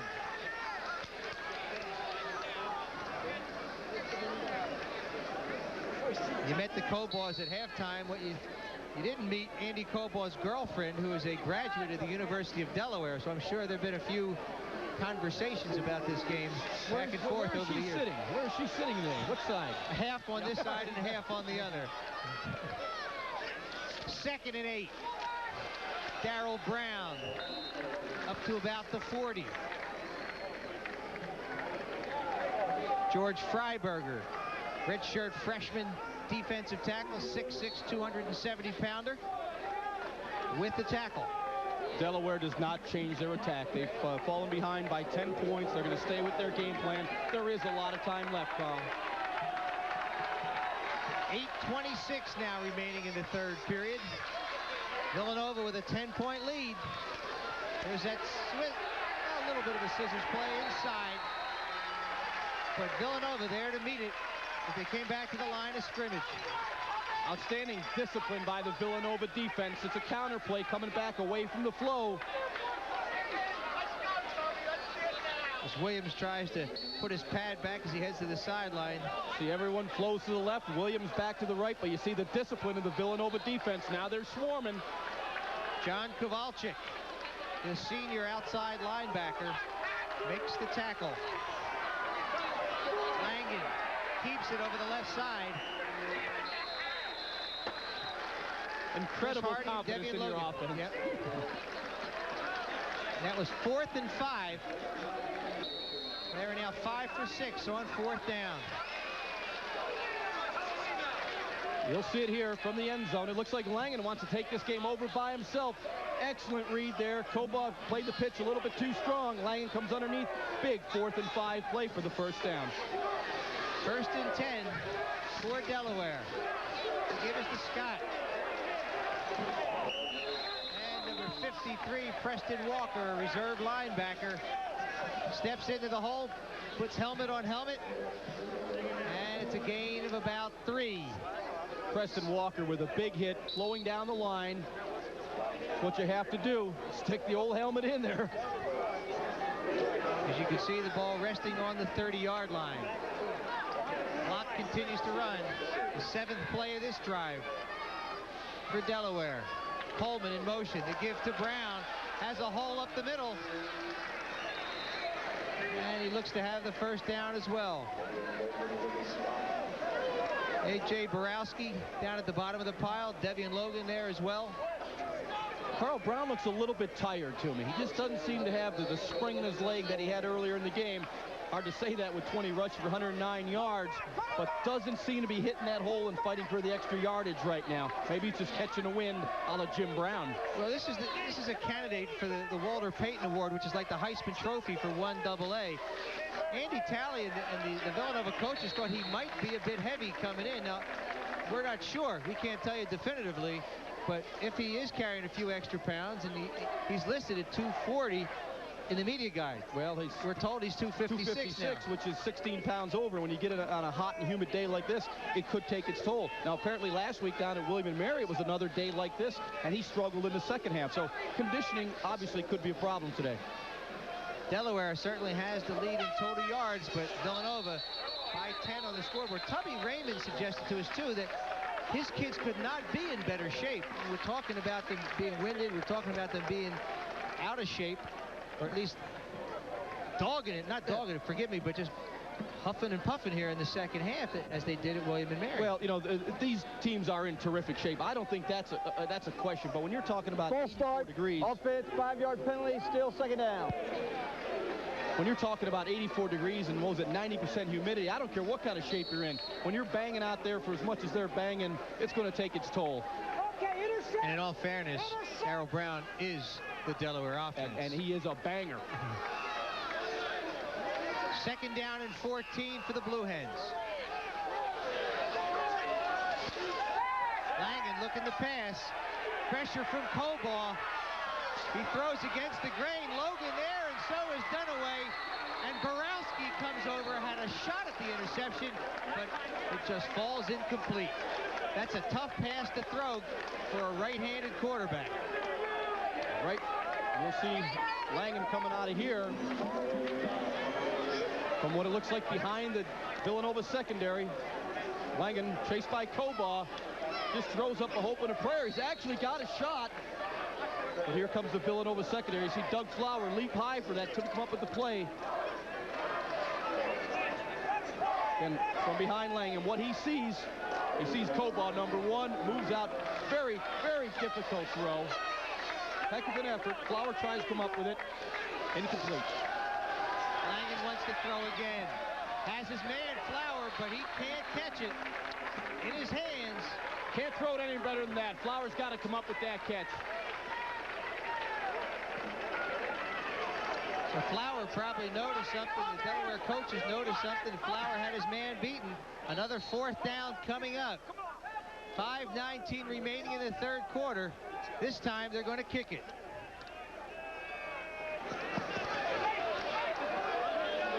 Sean Leach out there. This will be a 42-yarder. It's up. And it's good. Now I know why he gave that kid a scholarship. With the score, Villanova 17, Delaware 10. We've got 5:15 remaining in the third. We spent a lot of time here talking about Andy Cobaugh and the Villanova Wildcats perspective. We mentioned earlier his girlfriend, Lisa Grimley, went to Delaware. Bill Perry has her perspective. Bill? All right, thank you very much, Carl. Lisa is a Delaware graduate, 1994, a communications major. How has it been communicating with Andy after Delaware beat Villanova these last 4 meetings? Well, Andy's pretty good about it. His friends, you know, it's tough when they lose, but they're really good. And this year, hopefully, we won't have to worry about them losing. So. Villanova has the 7-point lead. You have any mixed emotions watching this game, or is it real easy to root for Villanova? Or maybe root for Delaware?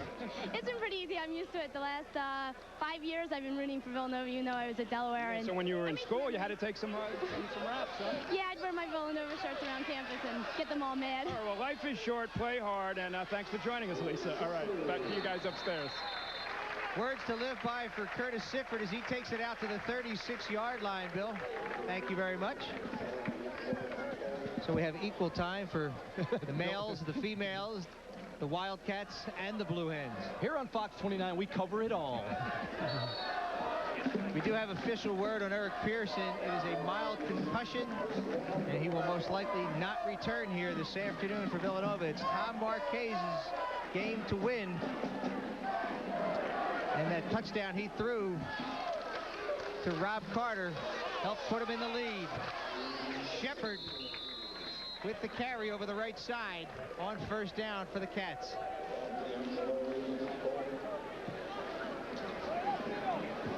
Philly football. Funny how they spell that.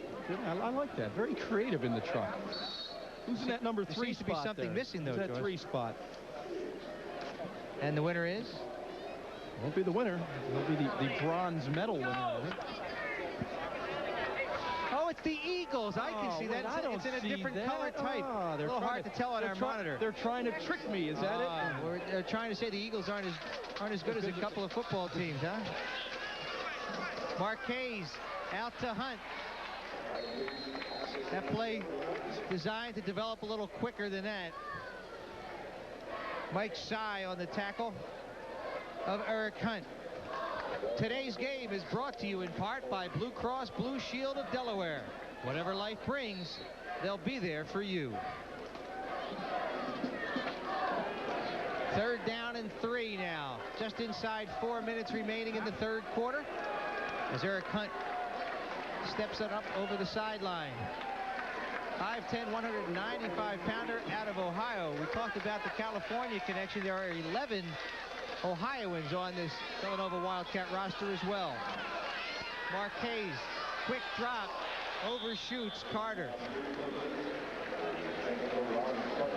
Now Delaware is a bit more conventional. They got most of their kids are from Pennsylvania. 35 Pennsylvanians, 32 from New Jersey, and 23 from the home state of Delaware comprise the Blue Hen roster. Andy Talley here at Villanova has gone outside of the area, and he's brought back some excellent football players to help rebuild his football program. Venezia to punt it away. A high spiral coming down at around the 18-yard line. Williams has it, looking for that wall to the left. But the Villanova pursuit has him at around the 17-yard line. A punt of 39 yards. Brian Barajas with the stop. As we state the facts, as you can see, Pennsylvania well represented, as is New Jersey, but Ohio and California, 19 players between them. Of course, he got 4. Andy did 4 players out of Delaware as well, which I'm sure didn't make Tubby very happy. Conversely, Delaware has 35 from Pennsylvania, 32 from Jersey, and 23 from the home state of Delaware. Flower had it in his hand momentarily as Langen, looking long, again cannot connect with Flower. Delaware going for the big play. You'll see Flower singled up here on the lower part of the screen, going to the post. Langen back, splits the safety. Had an opportunity for the big catch, didn't come up with it, made one heck of an effort. He split Barajas and Hardy, but could not come up with the football. 2nd and 10 at the Delaware 17-yard line. Williams in motion. Langen keeps. He's got a blocker. Brown in front. Brown didn't block anybody. Langen cuts it up, and he's got a first down. Langen's making a lot of plays. I think when everyone starts to focus on Brown, it opens up things just outside the tackle, the perimeter area. Langen's taking advantage of that. 15 rushes, 75 yards.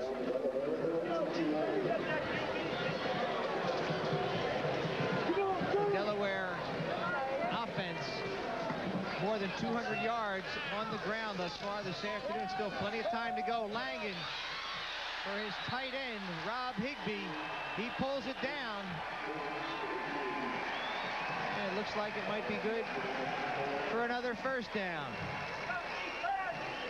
You'll see the senior Rob Higbee make the catch here. Langen drops off the play action, just enough to freeze the linebacker. Higbee goes up, makes a terrific catch. You know, what a hit he took there from Kyle Kelton. Here's Higbee from Linwood, New Jersey, with a great catch right there. 1st and 10, Blue Hens at the 42. Langen fakes, keeps, and gets it away to Daryl Brown. So Langen now getting a little momentum going. George Freiberger on the stop. But Keith Langen, Jaws, has done an excellent job eluding the rush here. A gain of 15 to his fullback, Daryl Brown. He certainly has, and you'll see the play right here. Langen comes back again. Almost everything they do is off some sort of play action. Hold the linebackers. Comes out of the naked bootleg. There's the pressure. He steps up. Stays in the pocket. Does a great job just unloading the ball. I have no idea how he got it out, but certainly a terrific job. 1st and 10 at the Villanova 44. Flags are down. The pitch to Coleman. Barajas there, as is Logan on the stop for Villanova. Well, you didn't know how he got it there. We'll go back. Yeah, let's get a look. I'd Just like for you, Jaws. I like when quarterbacks make terrific plays like this. Here he comes out again, puts it on the hip, the naked bootleg, looks downfield for the deep route. Not there. Bam. Oh, baby. Oh, this is terrific. That's terrific. 5-yard penalty on the offense. Remo Still first Garnett down. Excited again, Carl. I see guys make plays like that in that quarterback position.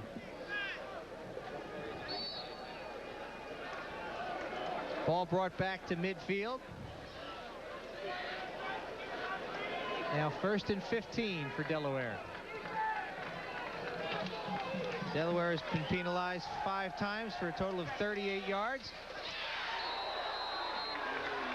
Frazier just playing the whistle as he just plants Flower. I felt that one up here, and it didn't feel very good. You're supposed to plant seeds and watch flowers grow. This flower is buried on this one. Well, Langham on the roll. He rifles this one in there. Big, strong arm. Flowers make the catch here. Nice job of getting his numbers down to the ball, and here comes Frazier. He has been all over the field, that time a hair late. A gain of 13 on the play. 2nd down and 2 for Delaware. To give inside to Kai Hebron, and he's close to a 1st down, and he has it. A.J. Borowski on the tackle with an assist From Frazier. Chris Hardy and Frazier. Delaware 19 1st downs to Villanova's 5, but the Wildcats holding on to a 17-10 lead with a minute left to go in the 3rd quarter. 1st and 10 at the Villanova 33. The 7th play thus far, 50 yards on this drive. Another pass to the tight end Higbee. So now Delaware opening it up. Devian Logan on the stop. By the way, Carl, that is 2 passes caught by the tight end today. Yesterday we were talking about this game. We were going to make a friendly little wager on how many of the tight ends were going to catch. Here's Higbee with his 2nd of the day. What a big target. 6'6", 260 pounds. I love my old buddy John Spagnola, who's worked with you a little bit. Higbee makes that same kind of catch. He threw it a few times to Spags. Did he always hold on like that? Every time. Every time. I stuck it in his chest. 1st and 10, 20 seconds remaining in the 3rd. Brown goes over the left side for a short gain as the clock continues to wind down towards the end of the 3rd. Chris Curtis on the tackle. Hands up, Ted. You guys win your game. And that is the end of the 3rd quarter. Villanova holding on to that 17-10 lead, but Delaware's driving. We'll be back with the 4th right after this. Tomorrow morning. It is terrific. Fast-paced, all up to date. Then the network pregame show, followed by the Eagles and the Packers, and the postgame show as well, all on Fox 29 for you tomorrow. On Fox 29 this afternoon, Villanova and Delaware through 3 quarters. The Cats leading by 7. Delaware still leading on the stat sheet, though, Jaws. Oh, my goodness. Look at those numbers. 302 total yards for Delaware, 144 for Villanova. Time of possession almost doubled by Delaware, yet the most important stat, 17-10, Villanova leads Delaware. That's the only one that matters. Daryl Brown with the carry on the previous play. 3rd and 4. They're looking for him again. He's got it as he cuts back, and he's in the end zone. Touchdown, Delaware.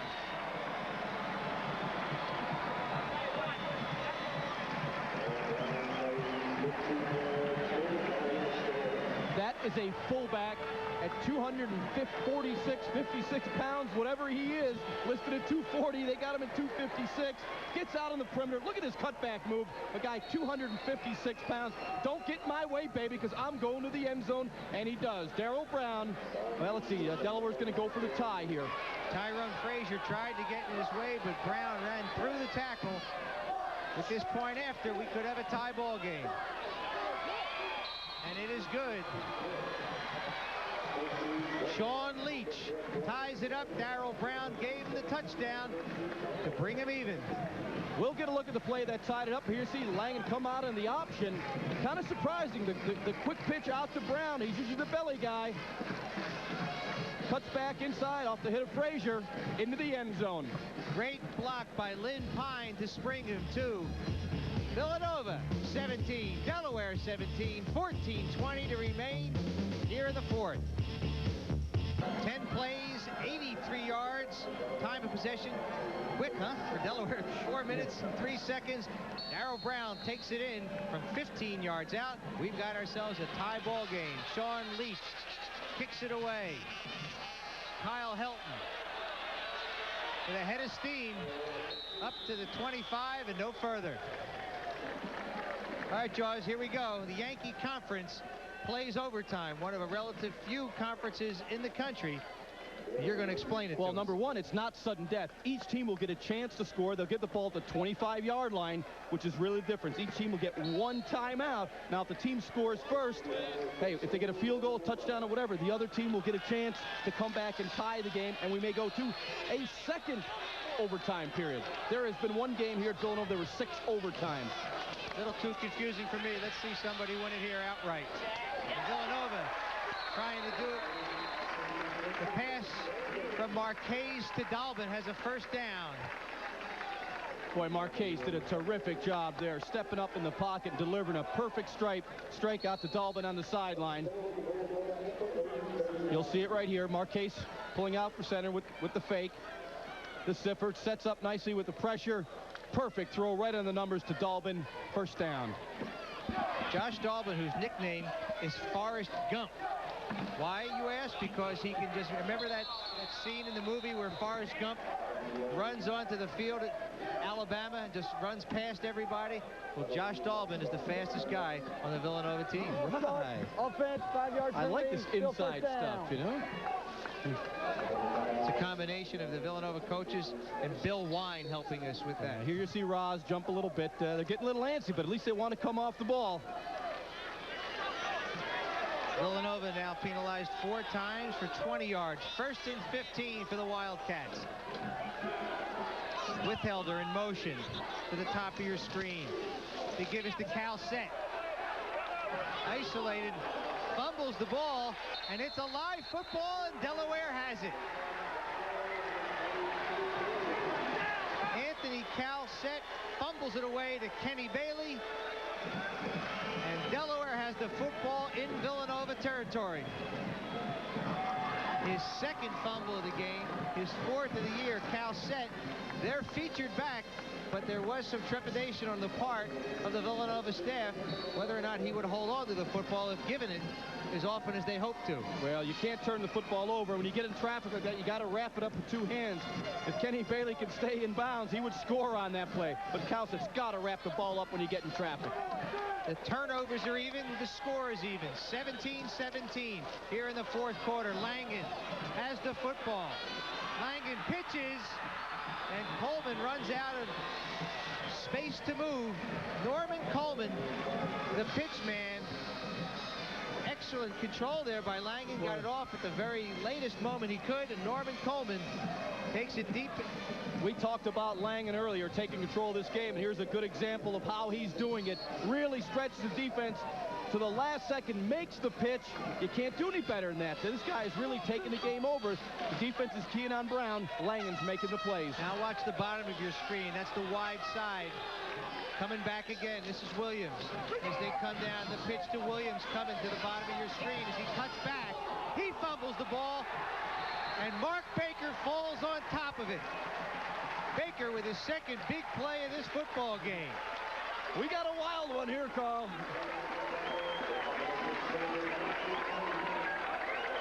More football games are lost than are won. The turnovers can kill you. Here, Delaware going to take the lead. The ball is stripped. No one seems to know that it's gone. Well, as you running can see, back Williams knows it's gone. Williams tried to change it from his right hand to his left hand and never got control of it once he did. So Villanova takes over at the 27-yard line. Marquez runs into Sifford, and McSeed has him for a big loss.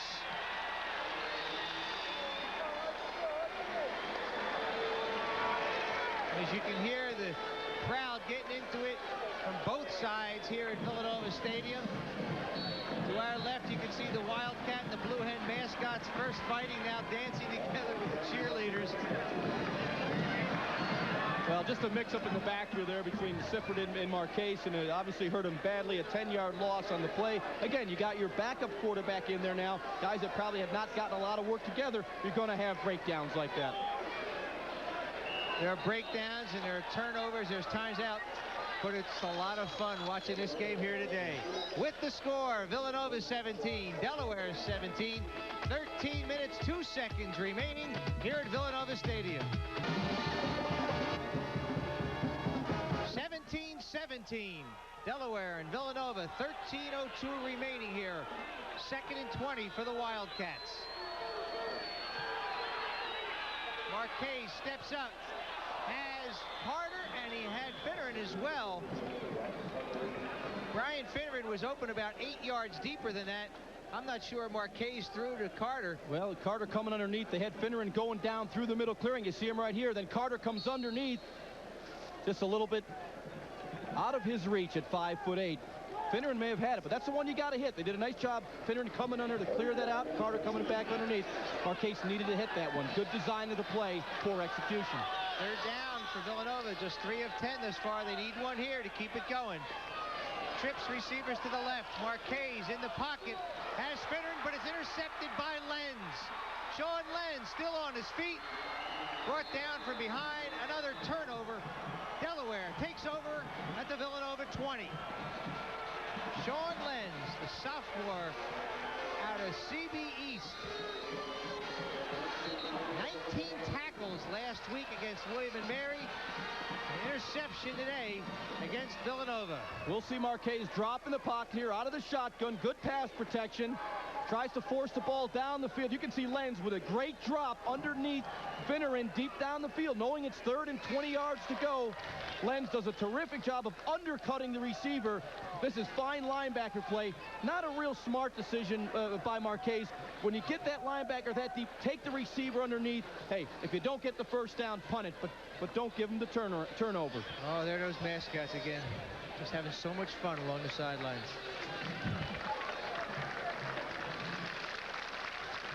Part of college football. What was the Youngstown State mascot? Well, now you're going to start, right? What was their mascot? Well, first, before I say that, let me say we were the two out of three, the last 3 years, national champions. All right, we were the Penguins. Now, it wasn't a real tough name. You know, I mean, but it's fun. It's fun. Penguins are fluffy. They're we actually cuddly. We had a live penguin on the sideline. You did? Now, can you imagine a day like this, what this penguin would be doing on the sideline? He'd be using some of those He'd be using the towel over there with Bill Ferry. Delaware with a chance to take the lead now.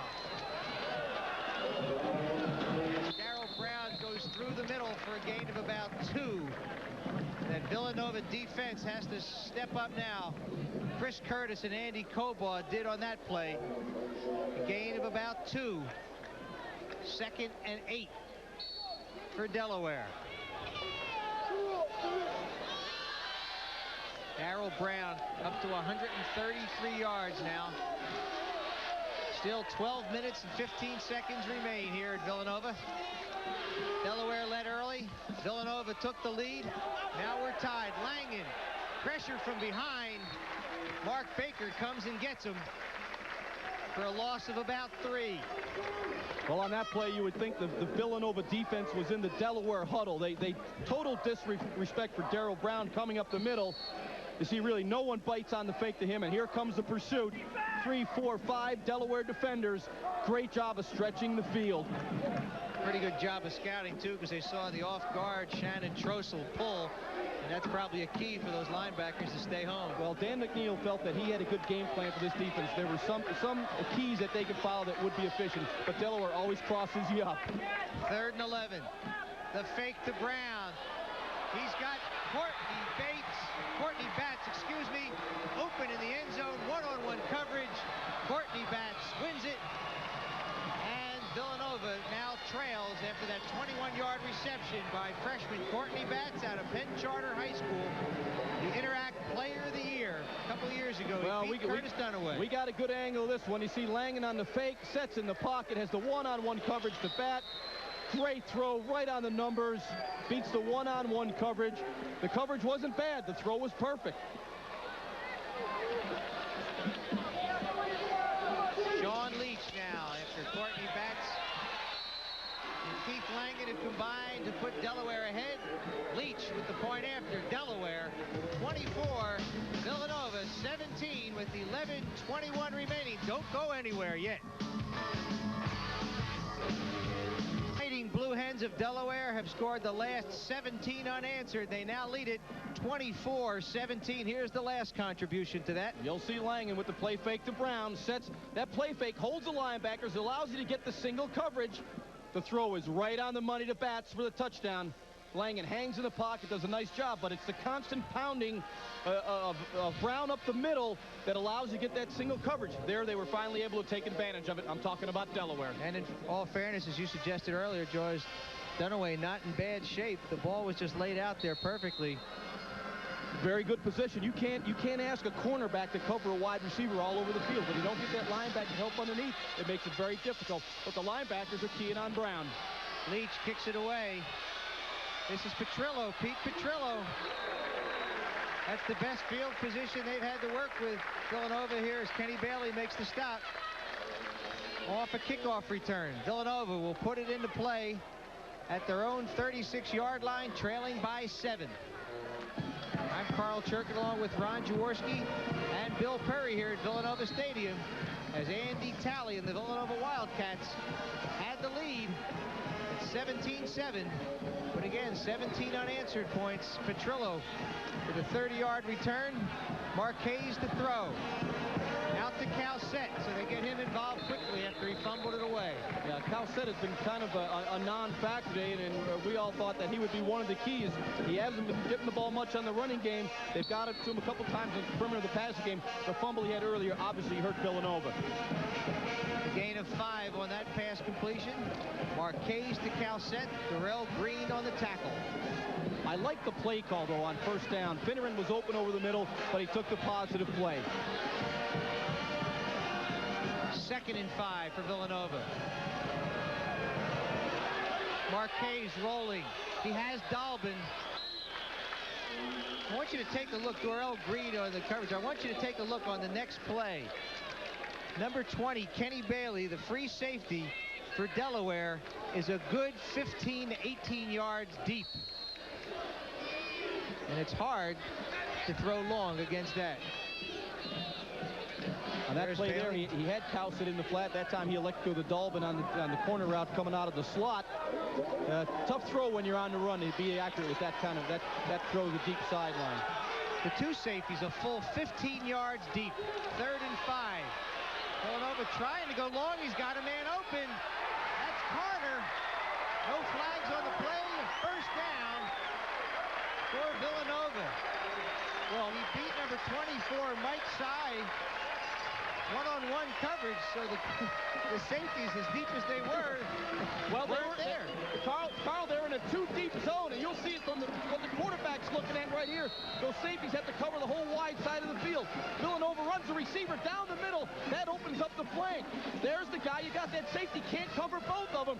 Boy, I'll tell you, Marquez threw a rope on there. What a terrific play. Gain of 42 yards on the play. First down, Villanova. At the Delaware 17, backs in the eye behind Marquez. The give is to Calcett. One man to beat, and he hangs on.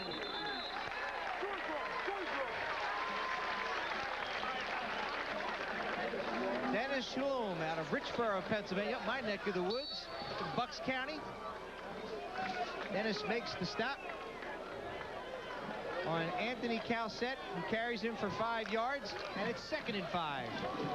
Didn't look like much, but 2nd and 5 is where you want to be. Again, the back's in the eye. It looks blitz here. Shepard, the tailback, behind Calcett. The give is to Calcett. Gain of about 3.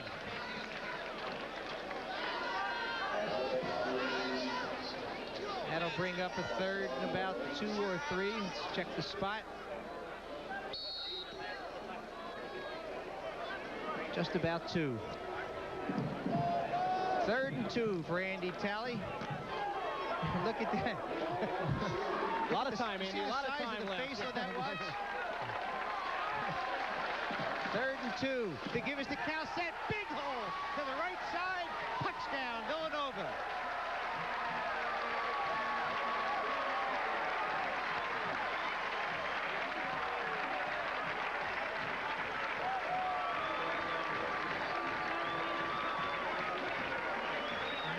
Touchdown run for Anthony Calcett. Goes into the end zone almost untouched. Give the credit to McCarty, Weidel, Benzea, Ramirez, Ross. They blew away the Delaware defensive line and linebackers. Calcett for the touchdown, untouched. Give the offensive line all the credit, and I'm sure Anthony Calcett will. Mark Kiefer to attempt the point after out of the hole of Marquez. This will tie it. It's up, and it is good. So we are even here at Villanova Stadium after this run by Anthony Calcett. The offensive line just controlled the line of scrimmage. Calcett dances to the right and into the end zone untouched until Derek Underwood puts a little bit of helmet and shoulder pad on. That's the guy you want to be touched by, your own guy. 24-24 the score. 9:07 remaining here at Villanova Stadium. Pretty good football game, huh? We got a terrific ball game here. You can hear the band, the Villanova band playing in the background. This stadium has come alive here. This tradition in Villanova continues to be rebuilt. It was a dark day when, in fact, the program went dark some 13, 14 years ago Mike now. Shiani alluded to that, how excited he was to see football back at Villanova, a winning program. Andy Talley, Gene DiFilippo have done a great job with this program. They've been terrific to us all week here at Villanova. Access to players, practices. They're making renovations in the stadium, the locker room, the scoreboard, you name it. Villanova's doing it right, and we thank them for the courtesy they've accorded us here, Carl. They've been very nice to us. Well, Villanova's on the move, and of course Fox 29 is on the move as well. We'll be bringing you some Villanova basketball games, Big East games here on Fox 29 this coming winter. And I don't mean to slight Tubby Raymond and the Delaware staff. They have also been just as nice to us, and we're very appreciative of them. Short kickoff. Joe Romanelli takes it up to about the 23-yard line and no further. Calcett, a 9-yard touchdown run, 6 plays, 64 yards.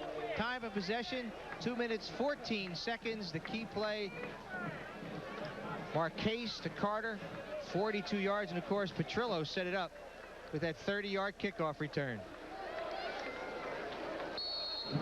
Anthony Calcett has a touchdown in at least one anyway in every game. Even though he fumbled that one away, he helped get him equal here. 24-24. The pitch to Coleman. Kyle Hilton shows up very quickly and stops it for a loss. So it looks like there was open spaces there, but the Villanova defense closed on it quickly. Again, and that pursuit is something that I think the Delaware coach is going to have to look at. I'm quite sure that Delaware has the option and then the pass off of that play. And the way this Villanova defense is pursuing, the pass downfield off the option might be there. In fact, I think it will be there. And if their coaches are doing what I'm doing, they're going to be looking for it. How about a reverse? They stopped the last one. Remember the last reverse was a fumble? Okay, so we won't. All right. 8:24 remaining in the fourth quarter. The give on the pitch to Marvell Scott. And he has a gain of about 3 or 4. Chris Hardy on the stop, the strong safety. Jim DiLorenzo, the sports information director, making sure that everybody is up on the Yankee Conference history overtime policy. Oh, Jim, I didn't do a good enough job when I did that. Is that what you're trying to tell me? 3rd down and 6 for Delaware. I've been humbled before, Carl. I can handle that from Jim. Haven't we all?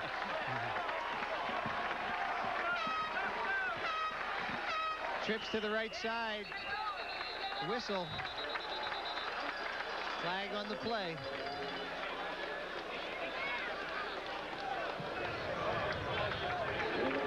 It's against Delaware, so that'll make it 3rd and 11 now. 8:12 remaining. 5-yard penalty. Still 3rd down. Thank you so much. Somebody spoke at halftime about his young football team, mistake-prone, error-prone, and really they haven't stopped themselves today, but their mistakes have hurt them.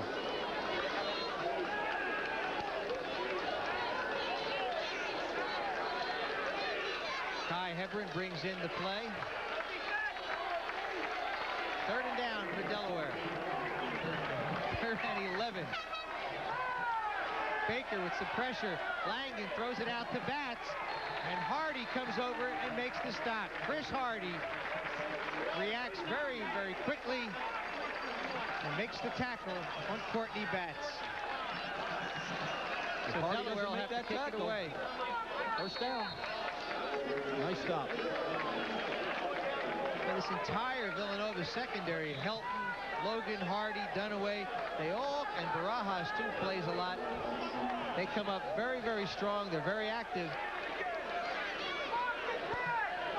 And Hardy making a very key tackle there. White's punt, a low one, could be returned. But Petrillo, a little bit indecisive, just covers it. 24-24, the score. Villanova and Delaware tied with 7:24 remaining. Back to live action here at Villanova. 7:08 remaining. The Wildcats and the Blue Hens tied at 24. Carl, that shot showed there the mass substitution being done by Villanova, and Craig Johnson, their offensive coordinator, likes to get the right people in the right situation. If someone runs a good post, they put them in to run the post. If they run a good hook, they run them in to get the hook. That's a mass substitution if I've ever seen one. Marquez looking long, intended for Dalton, fighting with Underwood, and it falls incomplete. Underwood in good position. Dalton didn't have a chance to run under it as Marquez's throw fluttered out there.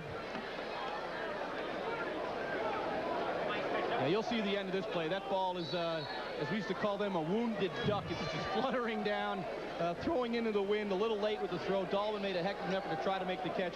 Marquez would like to have that one back. Ball went about 50 yards in the air.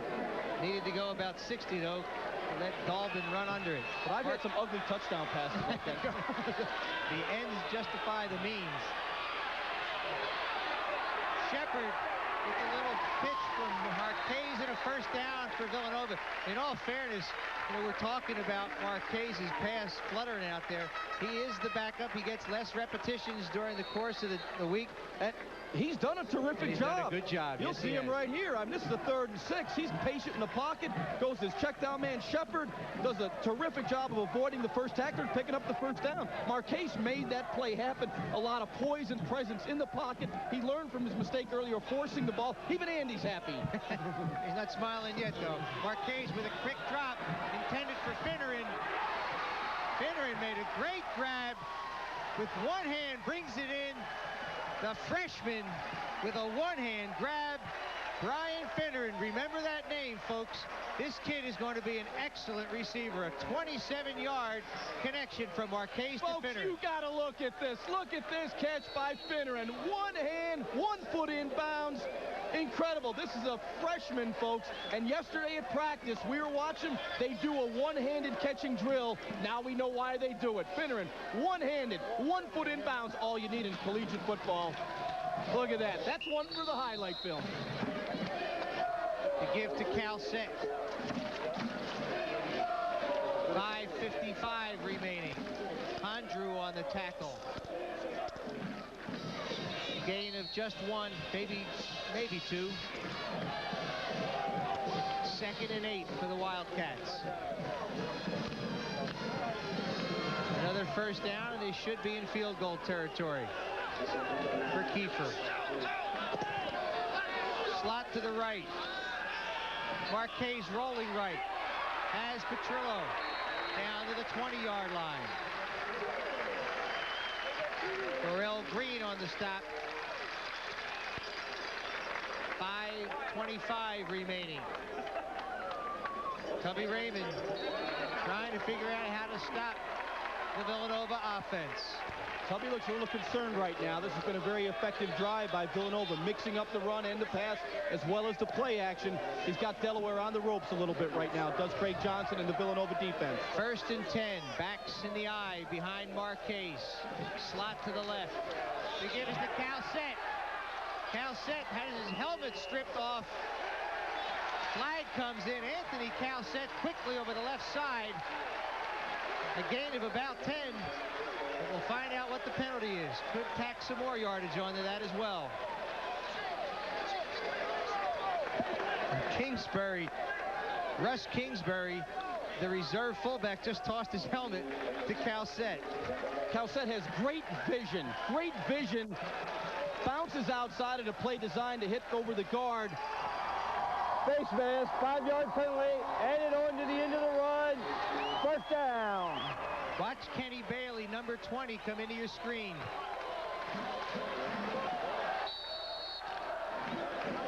And grabs him across the face right there and rips the helmet off his head. It's first down for Villanova at the 5. All kinds of flags. Curtis Sifford with the carry. Let's find out what this is all about. Probably too many men in the field.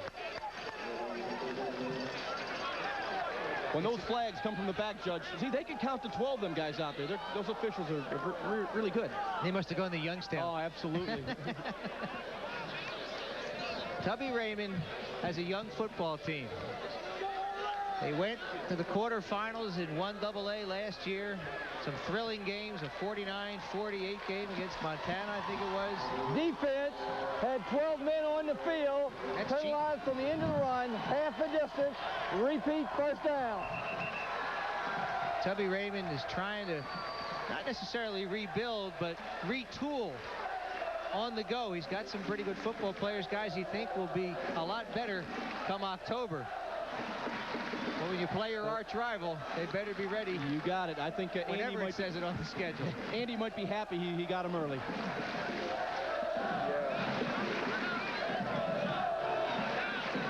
Eric Pearson, the quarterback, injured early, now has no cold, wet towel on his head, no ice on his ankle. He's okay. Watching Tom Marquez engineer this drive to try and go ahead. The give to Calcett. Calcett hit first at the line of scrimmage, then backs in for the touchdown. Anthony Calcett stopped at the line of scrimmage, keeps going, and he's in the end zone for the go-ahead score. Calcett, who we thought would be the key player in this ball game, is now coming up big at crunch time. Sean Lenz gets him first, but then Anthony Calcett makes Andy Talley and his staff and all those Villanova Wildcats happy as they can be. Anthony Calcett, 12 carries, 54 yards, and 2 touchdowns. And Villanova has the lead once again. Kiefer's point after is good. Villanova, as the scoreboard blinks on and off, to let those Wildcat fans know that with 4:38 remaining, the Cats have the lead once again, 31-24.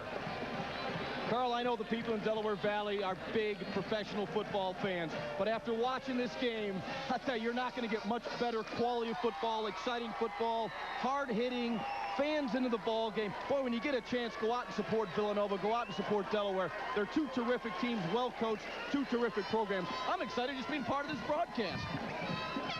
Well, once again, Back-to-back seasons, Jaws.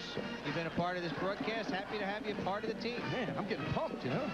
Don't get me near that field, though. Well, you know, just keep it going because you got to have a lot of momentum. You got to keep it going until noon tomorrow. Game day live at 11:30. Just, you know. All right, I got to chill out a little. Just a little bit. Then fire up again tomorrow morning. That real football stuff. You know, the pads are popping. You know, we hear it up here. The guys are sweating. A couple of them bleeding out there. This is football. 8 plays, 71 yards of pumping and bleeding. 2 minutes, 46 seconds, the time of possession, as the Villanova Wildcats have once again regained the lead.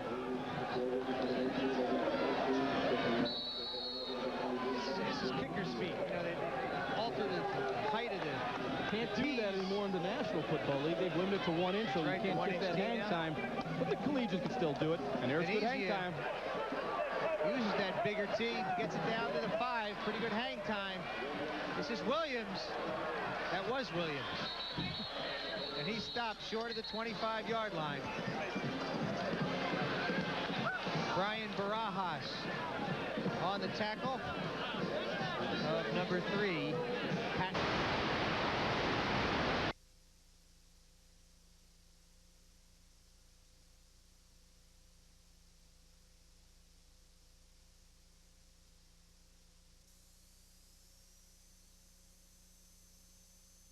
Return, face mask, 5-yard penalty on the kicking team. First down. As you see right at the end of the play, right there. There's the face mask. Oof, I'm surprised he only gave him 5 yards. That looked like a big one. Probably thought it was an inadvertent face mask. Only 5 yards. Only 4:32 remaining here in the 4th quarter at Villanova. Langen gives it to Brown with a head of steam, but that Villanova pursuit stops him as he crosses the 35. Kyle Hilton at the bottom of the pile, as well as A.J. Borowski. The first time they ran that play with Brown as the pitch man, he ran it in for a touchdown. That was the second time they used it. You know, they're going to want to try to get his big frame going north and south with the clock running down like it is. They need big plays. 4 minutes remain here at Villanova. 2nd and 4 for the Delaware Blue Hens. Coleman in motion to give us to Brown up the middle. And Brown has a Delaware first down. Andy Cobaugh on the tackle. We will keep you apprised of the clock just about every play now as it winds down here in the 4th quarter. Delaware will likely keep it on the ground. That's their bread and butter. 3:35 remaining.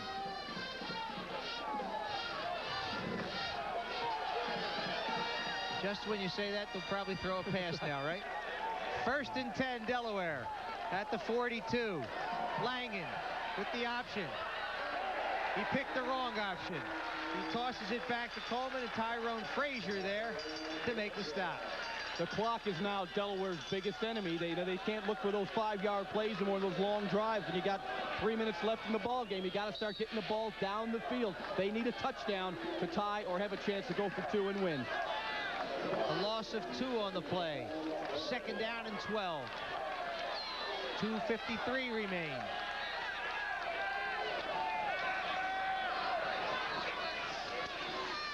Langen throwing back. Blockers in front. Pursuit. And Williams goes out of bounds. Play very well conceived by Delaware. A couple blockers out in front of Pat Williams.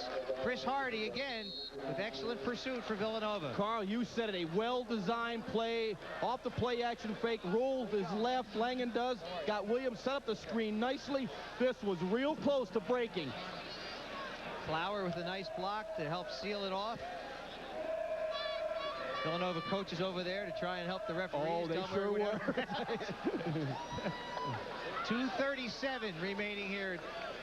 Delaware with the football.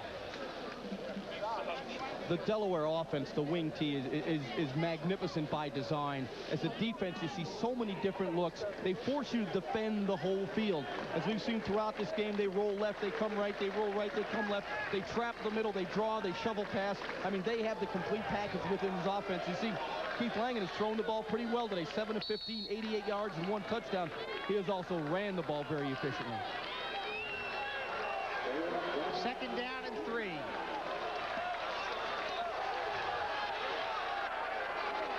Correction, 3rd down and 3. He gave us to Brown. No, it's not. I'm making a lot of corrections. Keith Langen faked me out. I told you that wing tee goes everywhere. I bought the fake. 3rd and 3, I thought they'd give it to Brown. Let's see if we can find out what really happened. Here we see Langen with the belly option. Hits it right up in there, was looking for the 1st down and got it. 2:20 remain. And Tyrone Frazier with another hit. Ball at the Villanova 46. The fake to Brown. Langen has it. Breaks 1 tackle. Gets down to about the 40. Sophomore Curtis Dunaway on the stop.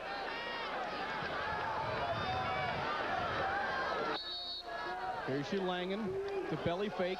Comes back. Good penetration. He makes this on his own. He got 5, and it was all 5 were on Langen. Some tired young men out there right now. Only 1:40 remaining to be played here in the 4th quarter. Langen back to pass. He's got Flower and Batts, but Hilton had it in his hands and dropped it. Kyle Hilton in great position. Should have made that interception, but did not.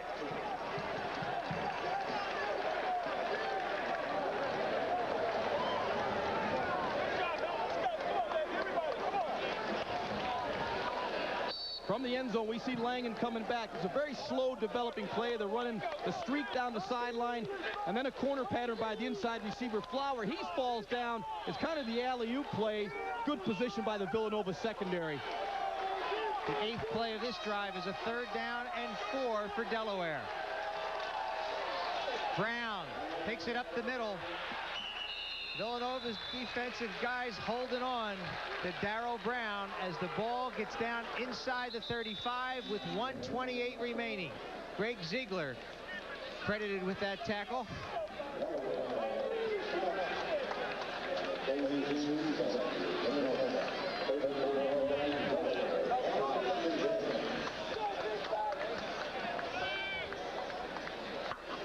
$55 points between Villanova and Delaware, I'm told, is the 3rd highest scoring game. The 28th meeting between these 2 teams. Maybe we should go over those tiebreaker or overtime rules again. That's your job, buddy. Nah, they'll go for 2. They'll go for 2. I would imagine, Tubby. Yeah, I mean, well, not necessarily. Why don't we wait and find out? That's right. I speculate. I want to thank Rich Frazier here with the statistics tonight. Bill Friel, our spotter, Paul Luongo in the truck with all the numbers and all the coordinating Paul has done all week. Thank you very much. Well, these guys are awesome. Stage manager, one and only, Scott Facenda. Thank you all, gentlemen. Yeah, I'd give them a standing ovation here, only because we've been standing the whole time. They were terrific. They make this job so much fun, giving us all them good shots and all that good inside information. 1st and 10 at the 34 for Delaware. Flower split to the bottom of your screen. Langen dumps it off to Daryl Brown. And he takes it down to the 25-yard line as the clock continues to run. 1:15 remaining. Tyrone Frazier on the stop. Villanova playing the prevent, rushing 4, playing 4 underneath and 3 deep. Williams in motion. Langen. Batts with the catch at the 15-yard line. Another 1st down. 58 seconds remaining. Curtis Dunaway on the stop. Again, in the Yankee Conference, they do play overtime.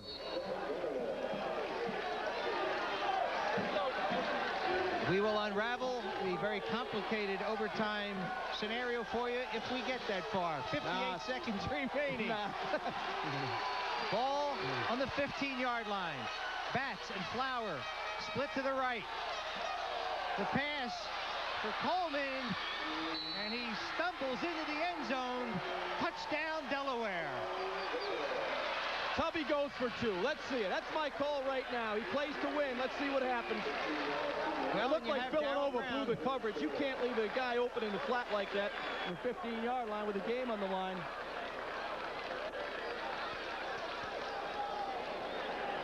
A 15-yarder. Langen to Coleman. You'll see the end of the play here. Coleman dives in the end zone, but no one out on the flat to really contest the pass out there. Gave him not only the catch, but a lot of room to turn up the field. Delaware, chance to tie it, chance to win it. Now, Tubby may have listened to you. He's called the timeout. All right. Across from he where plays to win. He's got Langen over there with him. They've called a timeout here for this 2-point conversion try. They're at the 32-yard line. Tubby Raymond talking to Keith Langen, discussing what they're going to run here. He did that for us so we don't have to go over those overtime rules again. I like that. Thanks, Tubby. Thank you very much, Tubby. Yes, indeed. And you know what's interesting, too, here is Villanova is talking about watching Daryl Brown wherever he goes. Let's get a look at that touchdown again, see if they could run that baby up. And see it right here. Oh, Flower comes in, makes a nice little pick move inside. Oh, they jump him. That's what opened up the flat, turned up the field. Touchdown. And they go for 2. You got to love this. This is college football at its best. 51 seconds remaining here in the 4th quarter. Now Villanova calls a timeout. Okay, let's check Andy out and see what he's going to be doing over there.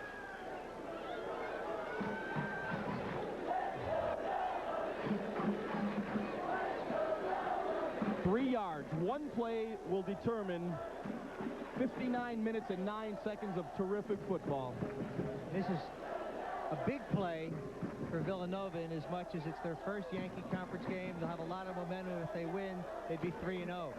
For Delaware, not a desperate situation, but then again, they lost their opener last week. They're 0-1 in the Yankee Conference. 2 losses in conference for Delaware could be devastating. Right, and especially with the young football team. You know, they've made a lot of mistakes today, but they certainly have, you know, the fortitude to come back. They've gone ahead. They've fallen behind. They've made mistakes, and yet they're at the 3-yard line now, going to the 2-point conversion with a chance to win a football game that really could springboard them into a very successful season. And keep in mind, too, if this is successful, if this 2-point conversion is successful, Villanova with no timeouts remaining, 51 seconds remain. Here we go. Daryl Brown, the up back. Look at that. Higbee, the tight end in the backfield in front of Brown. He's in motion. It's going over the right side. The pitch to Coleman. He's in the end zone, but there's a flag on the play. And it's against Delaware. Now you got to kick it. Yeah. You want to refresh yourself with those overtime rules, please? This is wild. This is wild. Well, there are obviously 2 flags, so there must have been some movement in the interior line. We have an illegal shift on the offense. 5-yard penalty. Will repeat the try.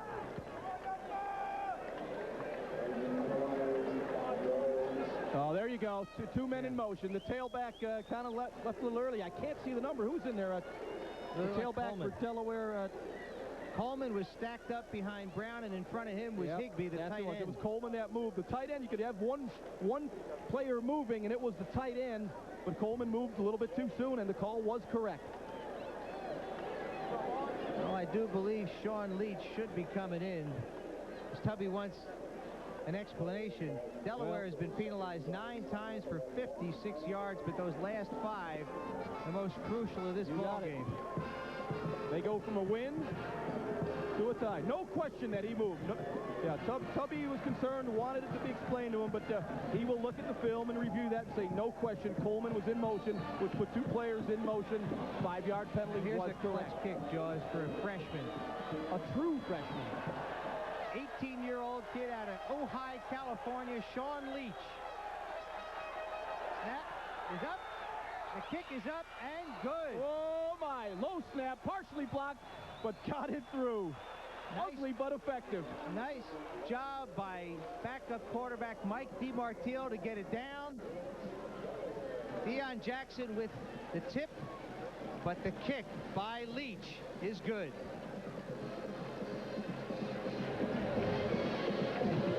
That's Leach. And how about his coach? What do you think Tubby Raymond's doing at this moment? Baby.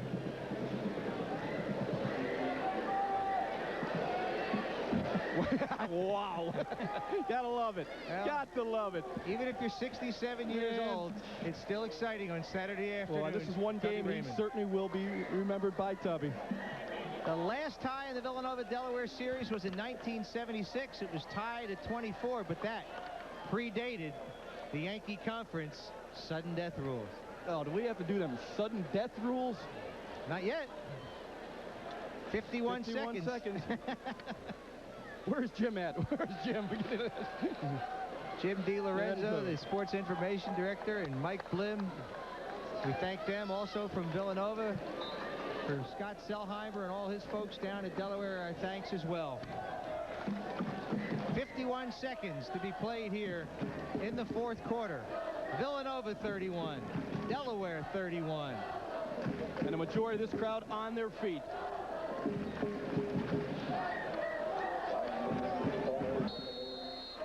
Sean Leach made that clutch kick a moment ago, kicks it away. Kyle Hilton at his own 5-yard line. Has a lane. Kyle Hilton was a half a step away from breaking that one. Tom Marcase brings him out, the junior quarterback. Half a step and an ankle away. Marcase 12 of 22 for 202 yards in relief of Eric Pearson. Here's Hilton's return. He hits the seam. There's the seam. He's got it. Good recovery by Delaware to close it up. Daryl George on the tackle. Marcase throws short for Calcett. That'll stop the clock with 39 seconds remaining.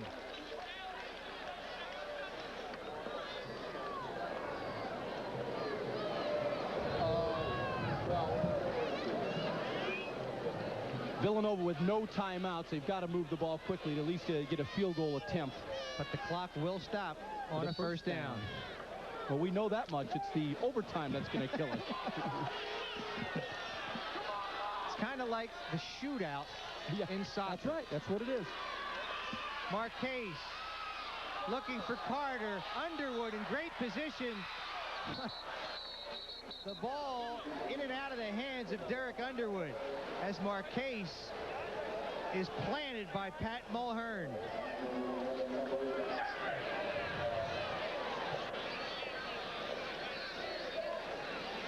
You know, Carter just does a good job of breaking it up. It should have been intercepted.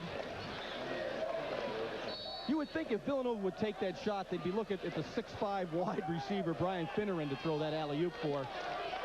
But, of course, look what Carter did on his touchdown. He was the one that skied to get the touchdown reception. I played in a benefit basketball game for the Police Athletic League against Jeff Seidner and Mark McMillan a couple years ago. And although they're both about 5'8", 5'9", at best, Seidner only about 5'6", the way they explode on their jump is just amazing. You know how wideouts go after the ball, even the little guys. You were probably still blocking their shots, weren't you? Yeah. False start, offense, 5-yard penalty, still third down. Carter at 5'8", Hunt at 5'10". You would think, as Ron just suggested, they would look for the 6'5" Brian Finneran. But let's see what they do with 30 seconds remaining. 3rd and 15. Marcase from the shotgun. He's got Calcett. And Calcett has a first down. No, he doesn't. No, he doesn't. Forgive me. I looked at the wrong marker. 4th down now. 17 seconds remaining. Delaware wants him to punt it. Delaware calls timeout as Jeff Gardner makes the stop. Tubby wants to try and get the block on this punt. I think it's a good call. Take a shot at it. Break one loose. You know, you get a bad snap. Kicker or the punter drops the ball. Anything could happen. Give yourself an opportunity to try to win the ball game. I like the call.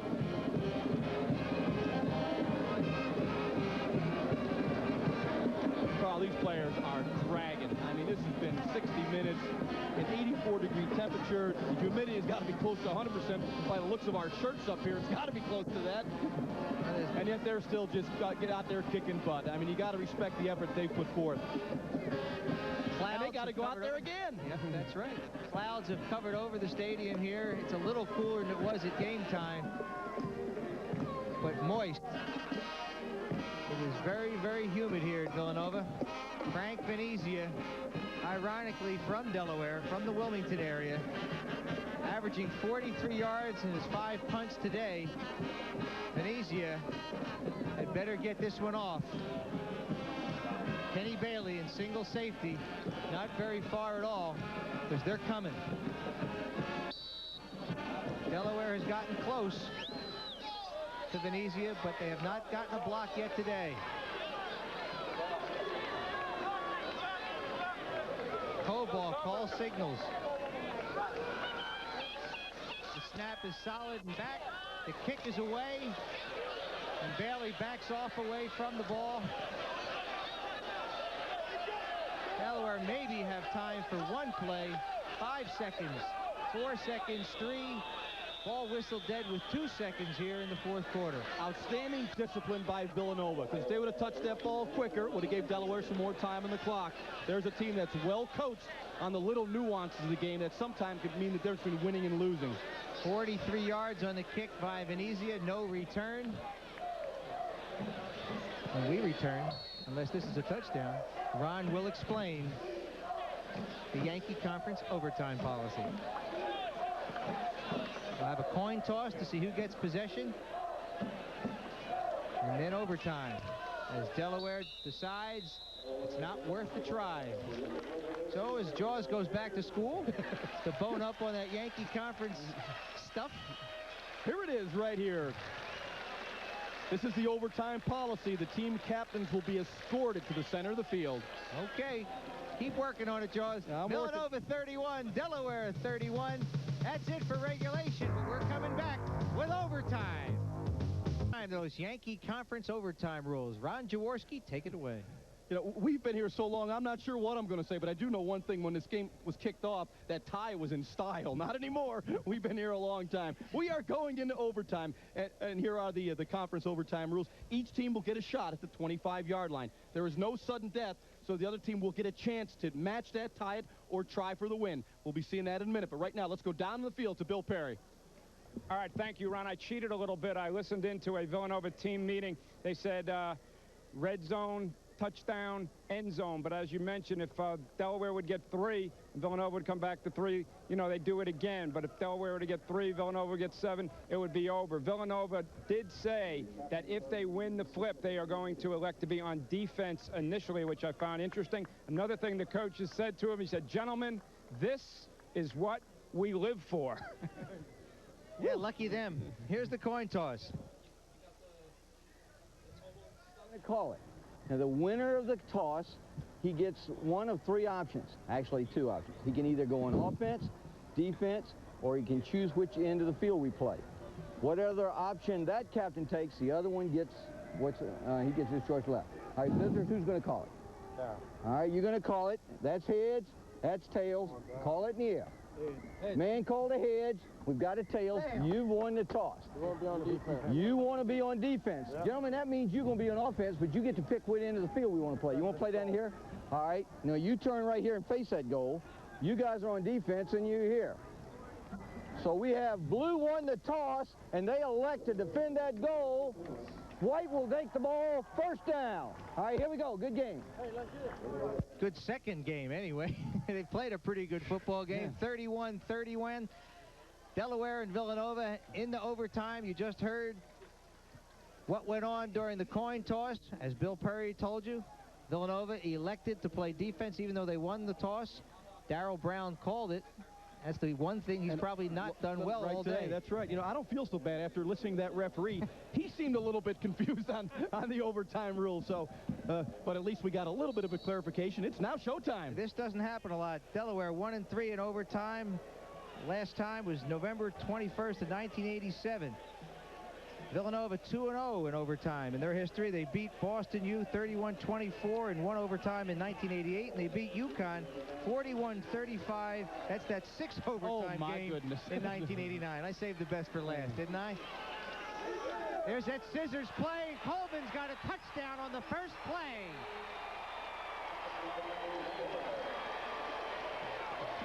That didn't take very long, did it? Norman Coleman. Wow, a 25-yarder. And Andy Talley is stunned.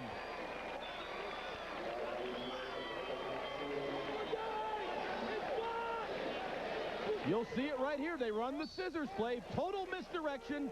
Williams coming back underneath. Finds the seam. Good blocking downfield. First play, 25 yards in the overtime touchdown. Again, Villanova will get a chance to tie it. The point after is good. Sean Leach converts the point after. Now Villanova will put it in play from the 25 as well. The Villanova defense looking for Daryl Brown. They came back with the scissors, and Norman Coleman scampers in from 25 yards out to the go-ahead score. I thought it was Pat Williams. They are both so quick. Now number 2 and number 3 about the same size. They run just about as fast as one another. And when you're keying on a big fullback, here's what Villanova has to do now. They've got to make up those 7 points. Sifford on the first down carry.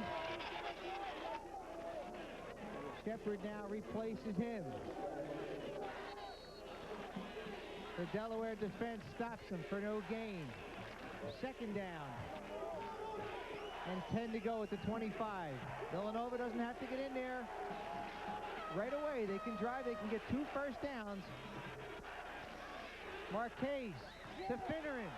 Finneran down to about the 12-yard line. Kenny Bailey on the stop. First down.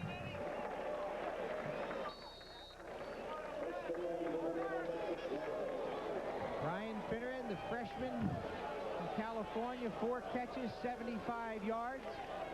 Marquez delivers it. First down, Villanova at the 12. That's a look at it from ground action. From ground level, excuse me. 38-31 the score. Villanova with an opportunity to tie. Cal set over the right side. Nothing going. Gain of about 1 before he's pushed back. Tubby obviously very concerned, but very happy he's got the lead. Now, the brunt of this is going to fall on his defense. Can they stop Villanova? Second down from the 11. Jeff Gardner leading the charge for the Blue Hens. Second down and 9.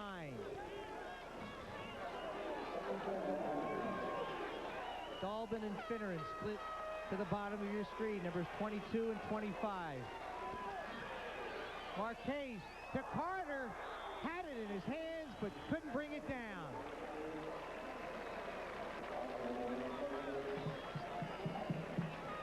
The potential tying touchdown in and out of the hands of Rob Carter. Tubby readjusts his hat. Wow, we'll see Marquez deliver. Good throw, got it over the linebacker, catchable ball. Carter goes way up, try to do what he did on his touchdown catch, come down with it. Couldn't hold on to that one. Great effort, though. 3rd and 9. The fade pattern for Finneran. Way out of bounds. And it'll bring up a 4th and 9. Villanova can get a first down at the 2. The Delaware side of the field is up on their feet and cheering wildly. Andy Talley and the Villanova Wildcats face a 4th and 9. Do they try the alley-oop to Finneran again? They just tried it. Never gave Finneran a chance. Marquez threw the ball out of the end zone. You got to give the big guy a chance if you're going to throw the alley-oop. Finneran and Carter spread to the right side. That's Finneran in motion. There's nobody on Finneran. He's wide open. They try instead for Carter. And it's incomplete. Finneran came in motion There was nobody covering Brian Finneran. The play, however, designed to the opposite side for Carter. And Delaware has beaten Villanova 38-31, Ron. Well, Carl, Delaware wins it on the scoreboard, but there are no losers in this ball game. One terrific football game. Every player gave everything they had into the overtime. What an exciting football game. We joked about the Yankee Conference overtime scenario, but I'll tell you what, flat out, folks, that was a wonderful, wonderful way to finish a game as the coaches shake hands, both of them exhale, and Bill Perry is down on the field in the midst of it all. Bill? All right, Tubby Raymond just said to Andy Talley, hell of a game, and then he looked at me and said, what do you want? Well, I want to tell you this is a great football game. And in this rivalry, I wonder where this one ranks, because it was truly a classic. Well, it's a great college football game. You see the kids shaking hands. No game. That's a nice sight. No game could have been more intense. No one could want to win the ball game any more than the others. And we had those turnovers and all kinds of things happen. Everybody hung in there. We tried to win the ball game with a two-point conversion, because I was afraid that everybody was tired. I figured, let's get it done now. You're anticipating my next question. I was going to ask you, why go for two? Well, everybody's tired, and they're even tired from last week in that heat. And I know everybody was dragging here, and I figured, hey, we've got a couple of good plays. Let's give it a shot and try to win it right now. I had heard, listening in on the sideline from the Villanova side, that if they won the flip, they wanted to go on defense. So they won the flip, they went on defense. What about that call? You score, boom, from the 25. Everybody does that. I mean, you want to play defense first, because then you know what you have to do offensively. You could kick a field goal, for example, if the other team didn't score. Your call there? Go in on the first play. That's a great call. Yeah, well, we worked. We got a lot of guys with calls and practice. I don't even know who called it. Congratulations. Tubby Raymond, another victory. It was a magnificent Saturday afternoon here at Villanova Stadium. About that call, that 25-yard touchdown run to win it. They'll throw it upstairs, and you will see it again, gentlemen. All right, Bill, thank you very much. Thank you, Tubby. Again, thank you to Andy Talley, 38-31. And here's the play that won it for the Blue Hens. You see Williams, you see Brown, and the comeback to Coleman on their favored scissors play. Tubby didn't even know who called it. It was effective. Doesn't matter. We'll be back to wrap things up here at Villanova. There's the final score. We'll be back one final time.